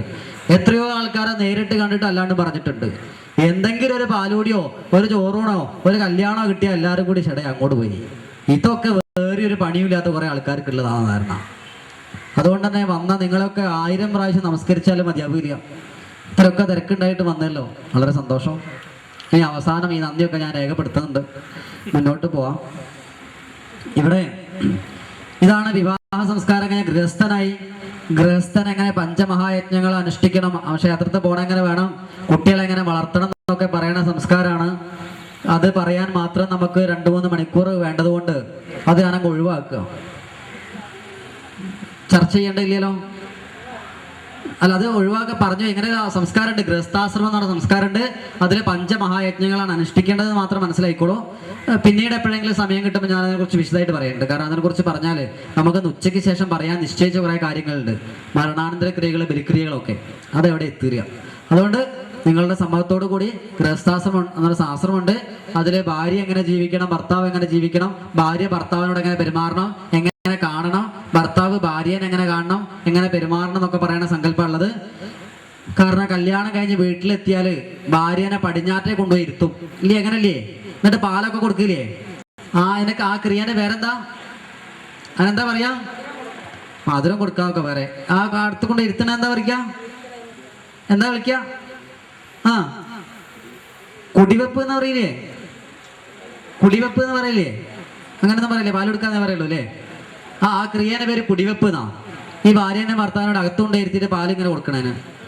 ഈ പ്രതിഷ്ഠ, കാവുകളിൽ പ്രതിഷ്ഠ നടത്തുന്നതിനും പറയാ കുടിവെപ്പ് എന്നാ. ഭഗവതിനൊക്കെ ഇരുത്തില്ലേ കൊടുങ്ങല്ലൂർ രാമവിധാനത്തില്? അപ്പോൾ അതിനും പറയാ കുടിവെപ്പ് എന്ന്. അത് രണ്ടും ഒരേ ക്രിയ. കല്യാണം കഴിഞ്ഞ് വന്ന ഭാര്യനെ ഭർത്താവിനോട് പടിഞ്ഞാറ്റെ കൊണ്ടിരുത്തി ഭഗവതിയാണ് ഇത്, പിന്നെ ശിവനാണെന്നൊക്കെ കണ്ട് മനസ്സിലാക്കി ആ സങ്കല്പം ഈ അമ്മായിയമ്മന്റെ മനസ്സിലേക്ക് വരും. അവിടെ പ്രശ്നമൊന്നും ഉണ്ടാവില്ല. അമ്മേനെ എങ്ങനെ കാണണം, മരുമോളെ എങ്ങനെ കാണണം എന്നൊക്കെ പറഞ്ഞിട്ടുണ്ട്. മരുമോളോട് എങ്ങനെ പെരുമാറണം. കാരണം ഇത് മനസ്സിലാക്കാത്തതുകൊണ്ട് വീട്ടിൽ ഒരുപാട് പ്രശ്നമുണ്ടേ. ഞാൻ നേരത്തെ പറഞ്ഞില്ലേ, ഈ വീട്ടിലൊക്കെ പ്രശ്നം ഉണ്ടാവണം, അമ്മായിയമ്മമാരും മരുമക്കളൊക്കെ നമ്മൾ പ്രശ്നം ഉണ്ടാവണമെന്ന്. ഇതിനൊക്കെ നമ്മൾ വേണ്ടത്ര മനസ്സിലാക്കായിട്ട് ഈ അമ്മായിയമ്മേന്റെ ഈ ഭർത്താവിന്റെ അമ്മേനെ സംബന്ധിച്ചിടത്തോളം ഇത്രയും കാലം ഇയാൾക്ക് തിരുമ്പി കൊടുത്തതും കഞ്ഞി ഉണ്ടായിക്കൊടുത്തതും കാപ്പി ഉണ്ടായിക്കൊടുത്തതും ഒക്കെ ഈ അമ്മയാണ്. ഒരു സുപ്രഭാതത്തിലേക്ക് ഇയാളെ കാര്യങ്ങളൊക്കെ ചെയ്യാൻ വേറൊരാൾ വരുന്ന സമയത്ത് ഈ അമ്മയ്ക്ക് സഹിക്കില്ല. അതിനെ പൊസസീവ്നെസ് എന്നാ പറയുക. അത് അയാൾ ചെയ്യണ സമയത്ത് ഇനി പണ്ട് എന്നോടുള്ള സ്നേഹം ഇയാൾക്ക് കുറഞ്ഞു പോയോ എന്നൊക്കെ വിചാരിച്ചിട്ട് എനിക്ക് എന്നെ അവിടെ അധികാരം എന്ന് സ്ഥാപിക്കാൻ വേണ്ടിയിട്ട് ഈ അമ്മ കാട്ടിക്കൂട്ടുന്ന ചില പ്രകൃതങ്ങളുണ്ട്. അതൊന്നും മരുവക്ക് പിടിക്കുകയില്ല. അതൊക്കെ അവിടെ പ്രശ്നം ഉണ്ടാവും. രണ്ടാമത്തത്, ഈ ഭർത്താവ് മരിച്ചു പോയതിനു ശേഷമാണ് ഈ അമ്മ കുട്ടീനെ വളർത്തി വലുതാക്കി കല്യാണം കഴിപ്പിക്കണമെന്ന് വിചാരിക്കുക. അങ്ങനത്തെ വീട്ടിലെ കഥ പറയാതിരിക്കുക വേദം. കാരണം ഈ ഭർത്താവും കൂടി മരിച്ചുപോയി കംപ്ലീറ്റ് കുട്ടീനെ വളർത്തി വലുതാക്കുകയാണെങ്കിൽ ആ ഭർത്താവ് മരിച്ചു മകനെ വളർത്തി വലുതാക്കി കഴിഞ്ഞാൽ കല്യാണം കഴിച്ചു കൊടുത്താലും ഈ അമ്മയ്ക്ക് ഒരു പ്രത്യേക പൊസസീവ് ഉണ്ടാകും മോനോട്. അവിടെ ഭാര്യ വന്നാൽ ദിവസവും ഭാര്യയായിട്ട് അടിയായിരിക്കും. അതിനപ്പുറം കിടക്കണ ഭയങ്കര പ്രയാസമാണ്. അതൊന്നൊക്കെ ഭാര്യയ്ക്ക് ഈ അമ്മായിയമ്മയ്ക്ക് കാര്യങ്ങൾ പറഞ്ഞ് മനസ്സിലാക്കി കൊടുക്കണം. കാരണം നമ്മളെ സംബന്ധിച്ചിടത്തോളം നമ്മൾ പറയാം, അമ്മായിയമ്മ എന്താ പറയാ, ഞാൻ ഭയങ്കര പെർഫെക്റ്റ് ആണ്, ബാക്കി എല്ലാവരും കുഴപ്പമാണ്. ചെറിയ മോളോട് വെച്ചാലോ ഓള് പറയും ഞാനും അങ്ങനെ തന്നെയാണ്, പണ്ടേ അങ്ങനെ തന്നെയാണ്, എനിക്ക് സ്വഭാവം മാറ്റാൻ പറ്റുന്നില്ല, ഞാൻ ഇങ്ങനെയൊക്കെ തന്നെയാണ്. അവിടെ പ്രശ്നങ്ങൾ അവസാനിക്കില്ല. അത് മനസ്സിലാക്കാൻ തയ്യാറാവില്ല. ഞങ്ങൾ വീട്ടിനടുത്ത് വേലായുധേട്ടൻ ഒരു സംശയം, ഭാര്യയ്ക്ക് ചെവി വെക്കില്ല. ആകെ വിഷമായി. അങ്ങനെ എന്താ ഈ ഭാര്യയ്ക്ക് ചെവിയെ കണ്ടാൽ അങ്ങനെ അടുത്ത വീട്ടിലെ കോയക്കാനോടാണ് ഭാര്യയ്ക്ക് തീരെ ചെവി വെക്കില്ലെന്നാണ്. അപ്പോൾ കോയക്ക പറഞ്ഞ് പേടിക്കാനൊന്നും ഇല്ലടോ, ഇപ്പോൾ കുറേ യന്ത്രങ്ങളുണ്ട്, അതൊക്കെ ചെവിയിൽ വെച്ചാലേ ഈ ചെവി കേൾക്കില്ലെങ്കിൽ ശരിയായിക്കോളുന്ന. അങ്ങനെ യന്ത്രം വെക്കാൻ തീരുമാനിച്ചു. അങ്ങനെ വീട്ടിലെത്തി ഭാര്യയ്ക്ക് എത്ര ശതമാനം ചെവി കേൾക്കില്ല എന്ന് മനസ്സിലാവണ്ടേ? അതിന് വേണ്ടിയിട്ട് വേലായുധേട്ടൻ ഒരു വിദ്യ ഉപയോഗിച്ചു. ഗേറ്റിൻ്റെ അടുത്തുനിന്ന് ഒന്ന് വിളിക്കും, ജാനകിയെന്ന് വിളിച്ചു നോക്കും. അപ്പോൾ നോക്കുമ്പോൾ വിളിയില്ല, മറുപടി ഇല്ല. അപ്പോൾ മനസ്സിലായി ചെവി കേൾക്കില്ല പാവത്തിന്. അങ്ങനെ വാതിലെടുത്തിട്ട് ഒന്നും കൂടി നീട്ടി വിളിച്ചു, ജാനകിയെന്ന് വിളിച്ചു നോക്കി, വിളിയില്ല, മറുപടി ഇല്ല. അങ്ങനെ വാതിൽ കടന്ന് അകത്തെത്തിനും വിളിച്ചു നോക്കി, ജാനകിയെ ഉത്തരവില്ല. അടുക്കള വാതിലിനടുത്ത് ജാനകിയെന്ന് വിളിച്ചവരാണ്. ജാനകി മുടിയൊക്കെ കെട്ടിയിട്ട് ഇങ്ങോട്ട് വരുന്നുണ്ട്. എത്ര നേരമായി മനുഷ്യ വിളിയൊക്കെ, നീയൊക്കെ എന്താ ചെവിടി വെക്കലേ നോക്കണം. ഇവിടെ ചെവി കേൾക്കാത്ത ആർക്കാ? ജാനകി അടുത്തേക്കാണോ? ആർക്കാ കേൾക്കാത്തത്? വേലായുധേട്ടന് ചെവി വെക്കില്ല. പക്ഷെ വേലായുധേട്ടന്റെ വിചാരം പാവം ജാനകിക്ക് ചെവി വെക്കില്ല. ഇതുപോലെ ഈ പ്രശ്നം നമ്മളെ നോക്കണ്ട്. നമ്മളെ ധാരണ നമുക്ക് മാത്രം ഞാൻ പെർഫെക്റ്റ് ആണ്, ബാക്കി എല്ലാവർക്കും കുഴപ്പമുണ്ട് എന്നാണ്. ഇവിടെ അതല്ല, എനിക്ക് ഒരുപാട് പ്രശ്നങ്ങളുണ്ട് എന്നും ആ കാര്യങ്ങൾ മനസ്സിലാക്കുന്ന ക്രമത്തെയാണ് ഇവിടെ ഗൃഹസ്ഥാശ്രമത്തിലെ ഗൃഹസ്ഥനാവുന്ന സമയത്ത് ആചാര്യൻ ഈ മരുമോൾക്കും മകനും അമ്മയ്ക്കൊക്കെ വിളിച്ചു കൊടുക്കണ കുറെ ഉപദേശമുണ്ട്. ആ ഉപദേശമൊക്കെ മനസ്സിലാക്കുക. ശരി, ഇതൊക്കെയാണ് ഗൃഹസ്ഥൻ മനസ്സിലാക്കേണ്ടതെന്ന് മാത്രം പറഞ്ഞ് അവിടെ അവസാനിപ്പിക്കട്ടെ. ഏത് സംസ്കാരം, എത്രാമത്തെ സംസ്കാരം പറഞ്ഞപ്പോ 13 പറഞ്ഞു അല്ലേ? ഗൃഹസ്ഥാശ്രമം കഴിഞ്ഞാൽ അടുത്ത സംസ്കാരമാണ് വാനപ്രസ്ഥം. എന്താ വാനപ്രസ്ഥം എന്ന് പറഞ്ഞാല്? മൂത്ത കുട്ടിക്ക് ഒരു കുട്ടിയായാല് അല്ലെങ്കിൽ ഒരു 60 വയസ്സായാല് ഏതാണോ ആദ്യം മൂത്ത കുട്ടിക്ക് ഒരു കുട്ടിയാവുക, അല്ലെങ്കിൽ 60 വയസ്സാവുക, അല്ല 55 വയസ്സാവുക, ഇപ്പോഴത്തെ കണക്കനുസരിച്ച് അതാ ആയിക്കഴിഞ്ഞാല് പിന്നെ കുടുംബത്തിൽ ഒരൊറ്റ കാര്യത്തിൽ ഇടപെടരുത്. മൂത്ത കുട്ടിക്ക് ഒരു കുട്ടി ഉണ്ടായാൽ അന്ന് മുതൽക്ക് വാനപ്രസ്ഥി ആയിക്കൊള്ളണം. മൂത്ത കുട്ടിക്ക് കുട്ടിയായാലും മെഡിക്കൽ കോളേജിൽ കാണാൻ പോവില്ലേ, മരുവളെ കാണാൻ പോവില്ലേ, മൂത്ത മോന്റെ ഭാര്യയൊക്കെ പ്രശ്നം കാണാൻ പോവില്ലേ, പോണ സമയത്ത് കുട്ടീനെ കണ്ടെന്ത് ചെയ്യാന്നറിയോ? ഈ സാരീന്റെ കോന്തൽക്കിലേ താക്കോലുണ്ടാവില്ലേ വീട്ടിന്റെ പെട്ടീന്റെ അലമാറിന്റെ, അത് മെല്ലെ മരുവളെ ഏൽപ്പിക്കാം. മരുമോളെ, ഇനി നീയാണ് കാര്യമൊക്കെ നോക്കേണ്ടത്. ഇനി നിനക്ക് കുട്ടിയൊക്കെ ഉത്തരവാദിത്വങ്ങളൊക്കെ വന്നു, നീ നോക്കണം എന്ന് പറയാം. ഇങ്ങനെ കുടുംബത്തിലെ മുഴുവൻ ഉത്തരവാദിത്തങ്ങളിൽ നിന്നും മാറി നിന്ന് കുടുംബത്തിൽ ജീവിക്കുമ്പോഴാണ് വാനപ്രസ്ഥാവുക. അല്ലാതെ മുടി നരച്ച് 75-80 വയസ്സായാലും ഇപ്പോഴും എൻ്റെ കുടുംബത്തിലെ കാര്യമൊക്കെ ഞാൻ തന്നെയാണ് നോക്കണത് എന്ന് പറഞ്ഞ് അഹങ്കാരത്തോടു കൂടി നടന്നാലേ, ഞാൻ ആദ്യം പറഞ്ഞില്ലേ എവിടെ മരിക്കേണ്ടി വരും? നമ്മളെ മറ്റേ സ്ഥലമല്ലേ, ഏതായിരുന്നു? വൃദ്ധസദനം, അവിടെ പോയി മരിക്കേണ്ടി വരും, സംശയമൊന്നുമില്ല. ഇവിടെ പ്രത്യേകം ശ്രദ്ധിക്കുക. ഇപ്പൊ കുറേയൊക്കെ പ്രശ്നം ഈ അമ്മായിമാരുടെ കയ്യിലുണ്ട്. ഇവരും ഈ ആവശ്യമില്ലാത്ത സകല കാര്യത്തിൽ പോയി ഇടപെടും. നമ്മൾക്ക് ഇടപെടേണ്ട കാര്യങ്ങൾ ഇടപെടാത്ത കാര്യമില്ലേ? അങ്ങനെയുണ്ട്. ഈ മൂത്ത കുട്ടിക്ക് ഒരു കുട്ടി ഉണ്ടായി കഴിഞ്ഞാൽ കാര്യങ്ങളൊക്കെ മോനെ ഏൽപ്പിക്കണം. ചില അച്ഛന്മാരുണ്ട്, മക്കൾ എത്ര വലുതായാലും ധാരണ എൻ്റെ മോനോ ഒരു വിവരവും ഇല്ല, ഞാൻ ചെയ്തില്ലേ വീട്ടിലൊരു കാര്യം നടക്കില്ല എന്നാണ്. അങ്ങനെ വിചാരിച്ച് ഈ പയ്യനെ ഒരു വസ്തു ചെയ്യാൻ സമ്മതിക്കില്ല, പോത്ത് പോലെ ഒന്നാലും സമ്മതിക്കില്ല. അങ്ങനെ ഒരു സുപ്രഭാതത്തിൽ ഈ അച്ഛനങ്ങ് മരിച്ചു പോകും. ഈ മരിക്കുമ്പോൾ ഇയാളെ മനസ്സിൽ ഭയങ്കര പ്രയാസമായി, അയ്യോ എൻ്റെ മോൻ പാവം, ഒരു വിവരവും ഇല്ല, എൻ്റെ കുടുംബം അനാഥായി പോകുന്നൊക്കെ ചിന്തിച്ചിട്ട് മരിച്ചു പോകുക. ഇയാൾ തട്ടിപ്പോയി 5 ദിവസം ആകുമ്പോഴേക്ക് ഈ പയ്യൻ ആ സഞ്ചയനാദി കാര്യങ്ങളൊക്കെ ഗംഭീരമായിട്ട് നടത്തും. എൻ്റെ കഴിവുകൾ മുഴുവൻ പുറത്തു വരും. കാരണം സമ്മതിച്ചിട്ടില്ല ഇതൊരു ഉത്തരവാദിത്തം ഏറ്റെടുക്കാൻ വേണ്ടിയിട്ട്. ഇയാൾ സങ്കടത്തോട് മരിക്കുകയും ചെയ്തു. നേരെ മറിച്ച് മൂത്ത കുട്ടിക്ക് ഒരു കുട്ടിയായാല് കറണ്ടിന്റെ ബില്ലടയ്ക്കാനും എല്ലാ കാര്യങ്ങളും മോനെ അങ്ങോട്ട് ഏൽപ്പിക്കാം. അങ്ങനെ മോൻ കാര്യങ്ങളൊക്കെ ചെയ്ത് വന്ന് നല്ല പ്രാപ്തിയുള്ള ആളായി എന്ന് മനസ്സിലാക്കിയിട്ട് സമാധാനമായിട്ട് മരിക്കല്ലേ നല്ലത്? അത് സംഭവിക്കില്ല. ഞാൻ ചെയ്താലേ നേരെയാവുന്ന ഈ 85-90 വയസ്സുള്ള ആളൊക്കെ കാണാം, മോളെ മോക്ക് പെണ്ണ് കാണല, മോന്റെ മോനെ പെണ്ണ് കാണാൻ പോകുന്നോ കാണാം. ഇയാൾക്ക് വല്ല കാര്യമുണ്ടോ? പെണ്ണ് കാണാൻ പോകേണ്ട കാര്യമുണ്ടോ? വീട്ടിലൊക്കെ അടങ്ങിയിരുന്നാൽ പോലെ, എന്നാലും സമ്മതിക്കില്ല. എന്നിട്ട് ഇയാള് ഏത് പെണ്ണിനാ കാണുക? ഇയാള് മനസ്സിൽ നല്ല സങ്കല്പത്തിനനുസരിച്ച് പെണ്ണല്ലേ കാണുക. ചില ആൾക്കാരെ കാണാം 90 വയസ്സായാലും ഒരു കറുത്ത വേഗം കഷ്ടത്തിൽ വെച്ച് പോകും. അയാൾ എന്തെങ്കിലും മൾട്ടി ലെവൽ മാർക്കറ്റിങ്ങിന്റെ ഇയാളെ ധാരണ ഞാൻ അധ്വാനിച്ച് വീട്ടിൽ പൈസ ഉണ്ടോ അല്ലെങ്കിൽ പട്ടിണി പോകുന്ന. അതൊന്നും വയ്യ.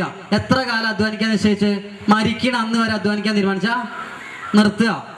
മൂത്ത കുട്ടിക്ക് ഒരു കുട്ടിയായി, കുട്ടികൾ വേണ്ട ഉത്തരവാദിത്തം കരുത്, പിന്നെ അധ്വാനിക്കരുത്. എത്ര കാലം മരിക്കണം അതുവരെ ജീവിങ്ങനെ കഷ്ടപ്പെടാൻ നിശ്ചയിച്ചാൽ മുരീനെ പോലെ കുട്ടികളൊക്കെ അവരൊക്കെ കാര്യങ്ങൾ ജീവിക്കട്ടെ, അവർ സമ്പാദിക്കട്ടെ, അവർ കൊണ്ടുതരട്ടെ. ഇത്രയും കാലം നമ്മൾ അവരെ വളർത്തിയില്ലേ? വീട്ടിലടങ്ങിയിരിക്കുക. വീട്ടിലിരുന്നുകൊണ്ട് വീട്ടിലെ കാര്യത്തിൽ ഇടപെടാതെ സ്വതന്ത്രമായിരുന്ന് സമാജത്തിന്റെ കാര്യങ്ങൾ ചെയ്യാം. ഇതുപോലെ കോഴ്സുകൾ നടത്തുക, അമ്പല കമ്മിറ്റിയിൽ ഇടപെടുക, നാട്ടിലെല്ലാ കാര്യങ്ങളും ശ്രദ്ധിക്കുക. മകന്റെ കുട്ടിക്ക് കഥ പറഞ്ഞു കൊടുക്കുക. കഥ പറഞ്ഞു കൊടുക്കാനേ പാടുള്ളൂ. ഒറ്റ മകന്റെ കുട്ടീനെ സ്കൂളിൽ കൊണ്ടുവരുത്, അത് വലിയ പ്രശ്നമാണ്. ഇപ്പൊ മക്കളൊക്കെ സ്കൂളിൽ കൊണ്ടുപോല് ഈ അമ്മേന്റെ അച്ഛൻ്റെയോ അച്ഛൻ്റെ ഒക്കെ പണിയാ. ഇയാള് വീട്ടിൽ നിന്നും കൂടെ ഒരു പിടുത്തം പിടിച്ചാല് നേരെ കൊണ്ടുപോയി സ്കൂളിലെത്തിയിട്ടേ വിടും. പിന്നെ വൈകുന്നേരം ആടെ പോയി ഒരു പിടുത്തം പിടിച്ചാല് നേരെ അടുക്കളയെ കൊണ്ടുവന്നിട്ടേ വിടും. ഈ കുട്ടീനെ സംബന്ധിച്ചിടത്തോളം നമ്മളൊക്കെ സ്കൂളിൽ പഠിച്ച ആരെ കൂടെ പോയിട്ടാ? മുത്തച്ഛനെ കൂടെ പോയിട്ടാ? കൂട്ടുകാരെ, ഏട്ടന്റെ അനിയത്തിനെ കൂടെ അല്ലേ? ഈ സ്കൂളിൽ നിന്ന് ഒരു വസ്തു പഠിക്കണില്ല അല്ലെ? സ്കൂൾ നല്ല പഠിക്കണത്, സ്കൂളിലേക്ക് പോണ വയ്ക്കും തിരിച്ചു വരുന്ന വയ്ക്കുക. നമ്മളൊക്കെ പഠിച്ച അങ്ങനെയാണ്. ഇന്ന് ഒന്നോക്കൽ ബസ്സിൽ കയറി വിടുക, അടുത്ത ബസ്സിൽ കയറ്റി ഇങ്ങോട്ട് വിടുക. കുട്ടിക്ക് വഴിക്കൊന്നും പഠിക്കാനില്ല. നമ്മൾ പോണ സമയത്ത് കണ്ട വെറങ്കായന്റെ മുകളിൽ കണ്ട മാവുമ്പലും ലാവുമ്പലും ഒക്കെ കയറി ഇറങ്ങി രാവിലെ 8 മണിക്ക് വീട്ടിൽ നിന്ന് ഇറങ്ങിയാല് 10:30 സ്കൂളിലെത്തും. വൈകുന്നേരം 3:30 വിട്ടാല് 7 മണിക്ക് ടൗസറിലൊക്കെ ചെമ്മണ്ണൊക്കെ ആക്കി ആകെ കൂടി നാശകോശമായി വീട്ടിലെത്തും. ഇതിന്റെ ഇടയ്ക്കാ പഠനം നടത്തിയിരുന്നത്. അല്ലാണ്ട് 10 മുതൽക്ക് 3:30 വരെയുള്ള സ്കൂളിലെ സമയത്തല്ല. ആടെ മിക്കവാറും കടന്നുറങ്ങുക ചെയ്യാം. ഈ പിടിച്ചു കൊണ്ടുപോകണ മുത്തച്ഛന് കുട്ടീനെ അങ്ങനെ വിട്ടാൽ ഇയാൾക്ക് ആത്മവിശ്വാസം ഉണ്ടാവുമോ? ഇതൊക്കെ നിങ്ങൾ ചിന്തിക്കേണ്ട കാര്യങ്ങളാണ്. മരത്തിൽ കയറാൻ അറിയുന്ന കുട്ടികൾക്ക് മാത്രമേ ആത്മവിശ്വാസം ഉണ്ടാവൂ.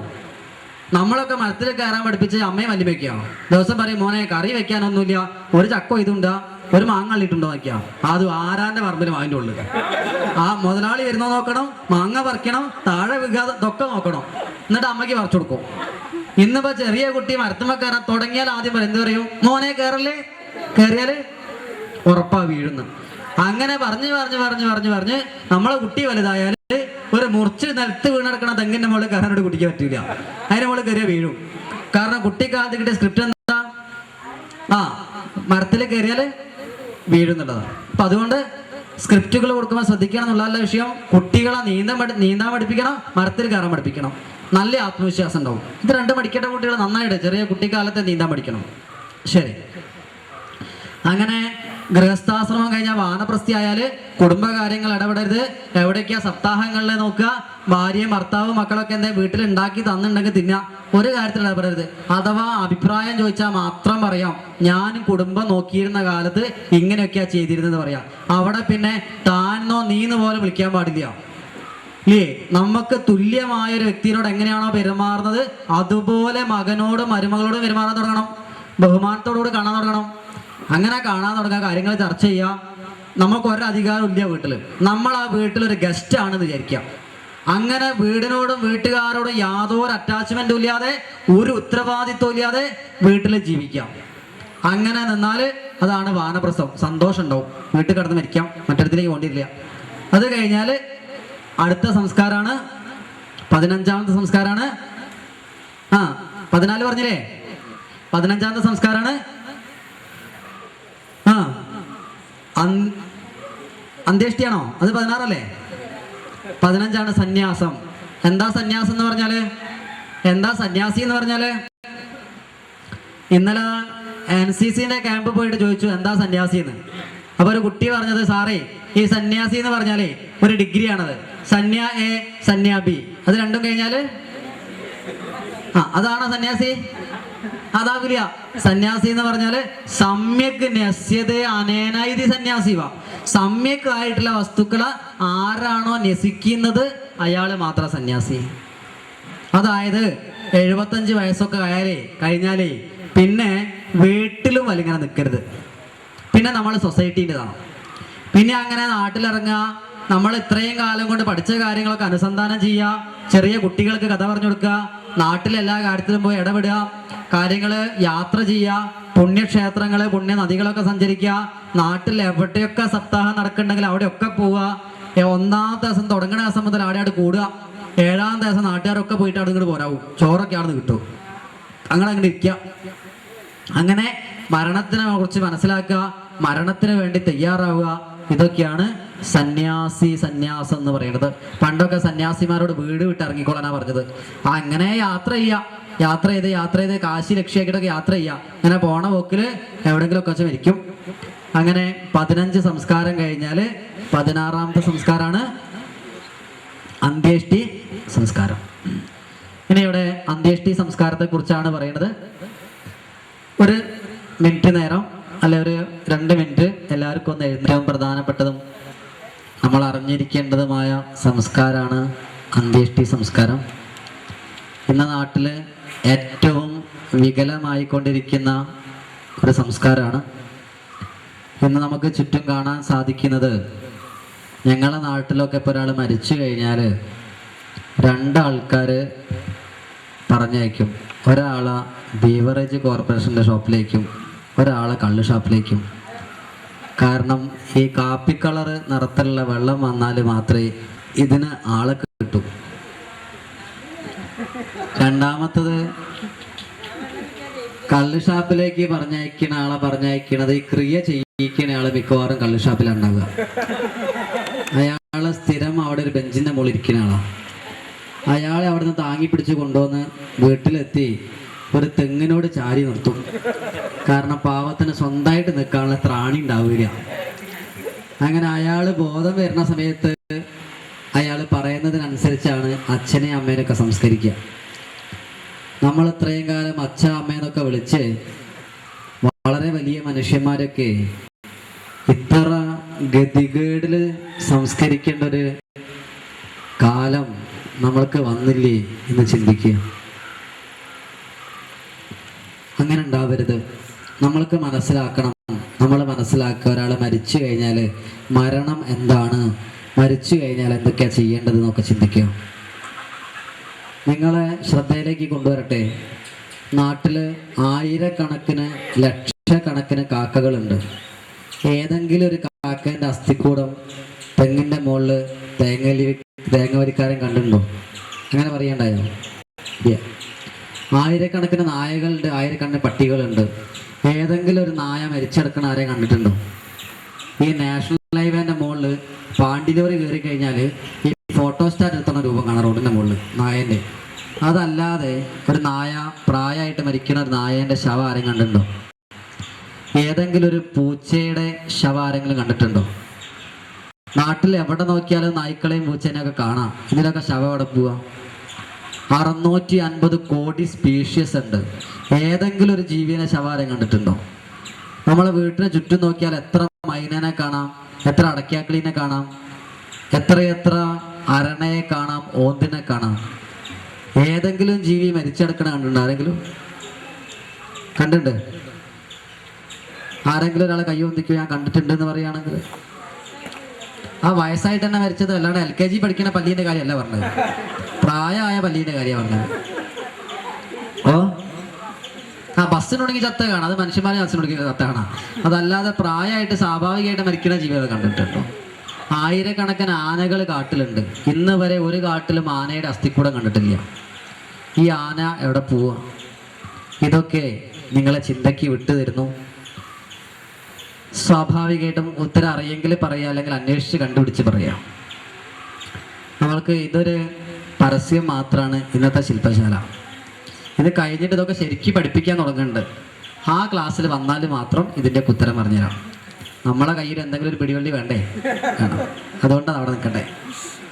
സാധാരണഗതിയിൽ ഓരോ ജീവികളും മനുഷ്യന്മാരൊക്കെ മരിക്കുന്നതിന് മുമ്പ് തന്നെ നേരത്തെ അറിയാനുള്ള കഴിവുണ്ടായിരുന്നു. പലതരത്തിലും മൃതിയുണ്ട്. കാലമൃതിയുണ്ട്, രോഗമൃതിയുണ്ട്, അപമൃതിയുണ്ട്, പാശമൃതി, ഒരുപാട് മൃതികളുണ്ട്. കുട്ടികൾ മരിക്കലുണ്ട്, അങ്ങനെയൊക്കെ ഉണ്ട്. നമ്മളിവിടെ കാലമൃതി മാത്രമേ പറയുള്ളൂ. പ്രായമായിട്ട് മരിക്കാം, അപകടത്തിൽ മരിക്കണമെന്ന് പറയുന്നില്ല. പ്രായമായിട്ട് മരിക്കുന്ന സമയത്ത് പണ്ടൊക്കെ മരണം നേരത്തെ അറിയാൻ സാധിക്കില്ല, മനസ്സിലാക്കാം. ക്ഷുദ്രകൻ വന്നു, മരണം അടുത്തു. അത് കഴിഞ്ഞാൽ തൊട്ടടുത്ത ശ്വാസമാണ് ചിഹ്നൻ എന്ന് പറയും. ചിഹ്നൻ എന്ന് പറഞ്ഞാൽ ശ്വാസത്തിന് ബുദ്ധിമുട്ട്, ചെറിയ ശ്വാസം ബുദ്ധിമുട്ടുണ്ടാവുക. ഒരു ശ്വാസം എടുത്തങ്ങോട്ട് വിടും, കുറച്ചേരത്തേക്ക് ഒന്നുമില്ല. ഒരു ശ്വാസം എടുത്തങ്ങോട്ട് വിടും, കുറച്ചേരത്തേക്ക് ഒന്നുമില്ല. അങ്ങനെ ചെറിയ ശ്വാസം ചിഹ്നൻ എന്ന് പറയുക. മൂന്നാമത്തെ ശ്വാസമാണ് തമഹൻ. അതായത് ഒരു 100 ഡിഗ്രി ചൂടിൽ വെള്ളം തിളപ്പിക്കുമ്പോൾ വെച്ചിട്ടുണ്ടാവില്ലേ, ഗിള് ഗിള് ഗിള് ഗിള് ഗിള് ശബ്ദം ഉണ്ടാവില്ലേ? ആ ശബ്ദം ഹൃദയത്തിൽ നിന്ന് ഉണ്ടാവാൻ തുടങ്ങും, ഈ ശങ്കിൻ്റെ ഭാഗത്തുനിന്ന്. കഫം തിളയ്ക്കുക എന്നൊക്കെ പറയും നമ്മൾ. അത് വന്നാൽ നമുക്ക് മനസ്സിലാക്കാം ഈ ശ്വാസത്തിൻ്റെ പേരാണ് തമഹൻ.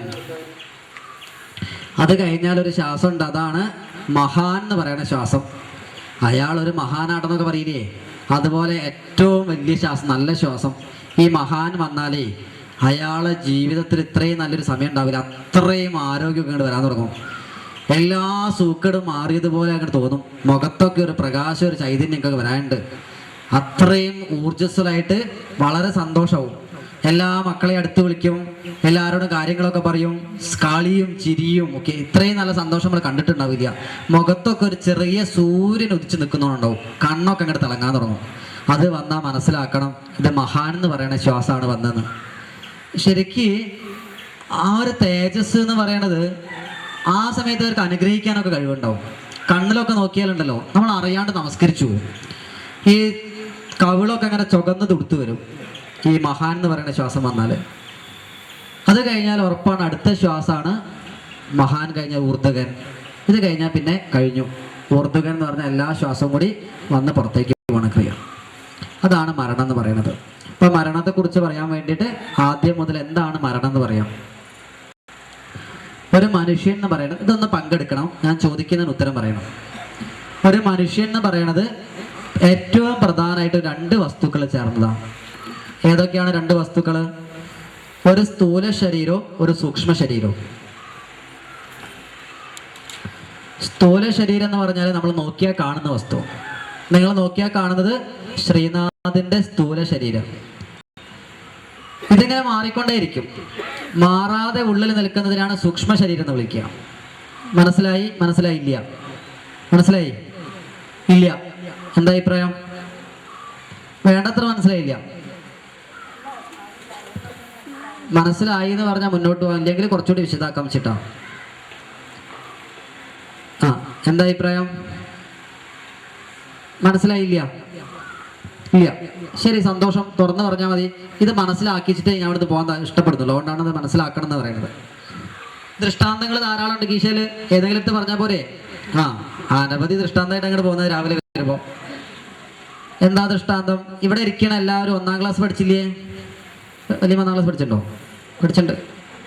1ാം ക്ലാസ് പഠിച്ചിട്ടുണ്ട്. 1ാം ക്ലാസ് പഠിക്കണ ആ സമയത്ത് നമുക്കൊരു ശരീരമുണ്ട് ഇല്ലേ? മൂക്ക് നോക്കി ഒൽപ്പിച്ച് വള്ളി ടൗസറൊക്കെ ഇട്ട് സ്കൂളിൽ പോയില്ലേ? ഈ ശരീരമായിട്ടാണോ 10ാം ക്ലാസ് പഠിക്കാൻ പോയത്? ആണോ? അങ്ങനെ പോയത്? അല്ലേ 10ാം ക്ലാസ്സിൽ മുടിയൊക്കെ ഇട്ട് നല്ല മുടിയൊക്കെ മറിഞ്ഞിട്ട് രാജുവിൻ്റെ രാധേൻ്റെ വരെയൊക്കെ പോയില്ലേ? അല്ലേ മുത്തശ്ശി പോയില്ലേ? ആ, പോയിട്ട് അങ്ങനെ 10ാം ക്ലാസ് പഠിക്കുമ്പോൾ അങ്ങനെ ആയിട്ടില്ലേ? 1ാം ക്ലാസ് പോകുമ്പോൾ എന്ത് സൗന്ദര്യം, മുടി വാർന്നൊക്കെ കൂടിയില്ലേ പോവുക ചെയ്യാം. 10ാം ക്ലാസ് പഠിക്കുമ്പോൾ അങ്ങനല്ല. ഒരു 1.5 മണിക്കൂർ കണ്ണാടിന് മുമ്പ് മുടിയൊക്കെ ഇങ്ങനെ വലത്തേക്കാക്കി ഒന്ന് നോക്കി, ആ ഭാഗം ചുറ്റി നോക്കി, ആ നേരേക്ക് ഇങ്ങോട്ടാ അങ്ങനെയൊക്കെ നോക്കി പോയില്ലേ? ആ, ഒക്കെ ഉണ്ട്. അങ്ങനെ അതൊക്കെ നാണാവുക പറയുമ്പോൾ. അതൊക്കെ കഴിഞ്ഞു. ഒരു 25 വയസ്സാകുമ്പോഴോ ഈ 10ാം ക്ലാസ് പോയ ശരീരമാണോ 25 വയസ്സാകുമ്പോൾ ഉണ്ടായത്? വീണ്ടും മാറിയില്ലേ? 40 വയസ്സാകുമ്പോഴോ മാറിയില്ലേ? ഇപ്പം ഇരിക്കുമ്പോഴോ പിന്നെ മാറിയില്ലേ? ആരെങ്കിലും ഒന്ന് നോക്കൂ, ഈ മുമ്പിലിരിക്കുന്ന വല്യമ്മേൻ്റെ 1ാം ക്ലാസ് പോയ രൂപവും ഇപ്പം ഉള്ള രൂപവും കൂടി ഒന്ന് ചിന്തിച്ചു നോക്കുക എല്ലാവരും. വല്ല സാമ്യമുണ്ടോ? ഒരു ബന്ധവും ഇല്ലല്ലേ? ഇനി ആ വല്യമ്മേൻ്റെ വീട്ടിൽ പോയിട്ടേ 1ാം ക്ലാസ് പഠിച്ച കൂട്ടുകാരെ നടക്കുന്ന ഫോട്ടോ ഇല്ലേ? ഇങ്ങനെ ഐശ്വര്യ റായിൻ്റെ നിൽക്കണില്ലേ? അങ്ങോട്ടൊക്കെ നിന്നില്ലേ? അങ്ങനെ നിൽക്കണ സമയത്തുള്ള ഫോട്ടോ കാണിച്ചിട്ടേ ഇത് ഞാനാണോ, ഞാൻ ഏതാണെന്നൊക്കെ ചോദിച്ചാൽ ആർക്കേ മനസ്സിലാവുമോ? ഒറ്റയാക്കും വല്യമ്മയ്ക്ക് എന്നെ മനസ്സിലാവുകയില്ല ഞാൻ കുട്ടിക്കാലത്ത് ഏതാണ്. അത്രയും മാറിയിട്ടുണ്ട്. പറയണേ ശരിയല്ലേ? പക്ഷേ 1ാം ക്ലാസ് പഠിച്ചോ ഞാൻ തന്നെയാണ്, 10ാം ക്ലാസ് പഠിച്ചോ ഞാൻ തന്നെയാണ്, 25 വയസ്സായതോ എനിക്ക് തന്നെയാണ്, 40 വയസ്സായതോ എനിക്ക് തന്നെയാണ്, കല്യാണം കഴിച്ചോ ഞാനാണ്, കുട്ടികളുണ്ടായതോ എനിക്ക് തന്നെയാണ്, ഇവിടെ പിരിക്കണത് ഞാൻ തന്നെയാണ്. അല്ലേ? ഏതോ ഒരു വസ്തു മാറുന്നുണ്ട്, ഒന്ന് മാറുന്നില്ല. മാറുന്ന വസ്തുവിനെ എന്ത് വിളിക്കാം? എന്താ വിളിക്കാം? കുറച്ചുകൂടെ ഉറക്കം പറയോ? മാറുന്ന വസ്തുവിനെ എന്താ വിളിക്കാം? സ്ഥൂല ശരീരം എന്ന് വിളിക്കും. മാറാത്ത വസ്തുവിനെ, എൻ്റെ മക്കളെ ഇതൊന്നും ഒക്കെ പറയൂ, ഒന്ന് മനസ്സിലാവുണ്ടോ എന്ന് അറിയാൻ വേണ്ടിയിട്ടാ, സൂക്ഷ്മം എന്ന് വിളിക്കില്ലേ? ഇതിലാരാ ഉടമസ്ഥൻ, മുതലാളി ആരാ? സ്ഥൂലാണോ സൂക്ഷ്മാണോ? മുതലാളി ആരാ? ആ, സ്ഥൂലാണെന്ന് അഭിപ്രായ ആൾക്കാരെ കൈവന്തിക്കും. സൂക്ഷ്മാണെന്നുള്ള അഭിപ്രായ ആൾക്കാരെ കൈവന്തിക്കും. ആ, കൈവന്തിക്കും. എല്ലാവർക്കും അതിൻ്റെ അഭിപ്രായം മുതലാളി ഞാനാണോ സൂക്ഷ്മാണോ?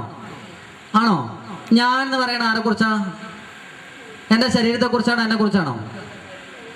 സ്ഥൂലത്തെ അല്ലേ? അപ്പൊ സ്ഥൂല ശരീരത്തെ അല്ലേ നമ്മൾ ഞാൻ എന്ന് വിളിക്കണത്? മുതലാളി ആണോ? ഏതെങ്കിലും ഒന്ന് പറയണോ? ഇടയ്ക്കിടയ്ക്ക് മാറ്റി പറയണം. ഞാൻ എനിക്ക് വേദനയാവണു എന്ന് പറയണത് ശരിയാണോ? ആണോ?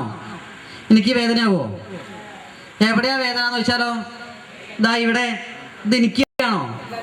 ഇതിൻ്റെ കയ്യല്ലേ? ആ, പിന്നെ എൻ്റെ ഇവിടെ ഭയങ്കര വേദനയാണോ? എൻ്റെ തലയ്ക്കല്ലേ? എവിടെയാ വേദന എന്ന് കാണിച്ചാൽ ചൂണ്ടിക്കാണിക്കാൻ ഒരു സ്ഥലമില്ലേ? അതൊക്കെ ഓരോ പേരില്ലേ? അപ്പൊ എനിക്കാണോ വേദന? അല്ല, പിന്നെ ആർക്കാ? എൻ്റെ ശരീരത്തിന് മുഴുവൻ വേദന ഉണ്ട് എന്ന് പറയാം ഇല്ലേ? എൻ്റെ ശരീരത്തിന് ആകെ വേദന എന്ന് പറയുമ്പോൾ എനിക്കാണോ വേദന, എൻ്റെ ശരീരത്തിനാണോ? എനിക്ക് വേദന ഉണ്ടാവുമോ? എപ്പോഴെങ്കിലും ഉണ്ടാവുമോ? എനിക്ക് ഒരിക്കലും വേദന ഉണ്ടാവില്ല. ആർക്ക് മാത്രമേ വേദന ഉണ്ടാവൂ? എൻ്റെ ശരീരത്തിനല്ലേ വേദന ഉണ്ടാവും ഇല്ലേ? ഇനി ഇല്ലേ, തരിപ്പിച്ച് കഴിഞ്ഞാൽ പിന്നെയൊക്കെ നമ്മൾ വേദന അറിയണ്ടോ? ഇല്ലല്ലോ. പിന്നെ എൻ്റെ മനസ്സിന് തീരെ സുഖമില്ല എന്നല്ലേ പറയാ? എനിക്ക് സുഖമില്ല എന്ന് പറയോ? ഇല്ല. അപ്പൊ മനസ്സൊക്കെ ഇതൊക്കെ ആരതാ? എൻ്റെതാ. ഞാൻ എന്ന് പറയണത് സൂക്ഷ്മ ശരീരത്തെ അല്ലേ? മുതലാളി ആരാ? സൂക്ഷ്മ ശരീര. ഈ ശരീരം എന്താ ശരിക്കും? എൻ്റെ ഒരു, ഇനി എങ്ങനെ പറഞ്ഞാൽ മനസ്സിലാക്കാം? ഗോപാലേട്ടൻ മരിച്ചുപോയി. ഗോപാലേട്ടൻ്റെ മരിച്ചുപോയത് ഗോപാലേട്ടൻ്റെ ഭാര്യയുണ്ട് കല്യാണി രാവിലെ തന്നെ നെഞ്ഞത്ത് ഗംഭീര 4 അടി. അയ്യോ ഗോപാലേട്ടാ ഞങ്ങൾ എട്ടിച്ചു പോയില്ലേ എന്ന് പറഞ്ഞ് കരയാം.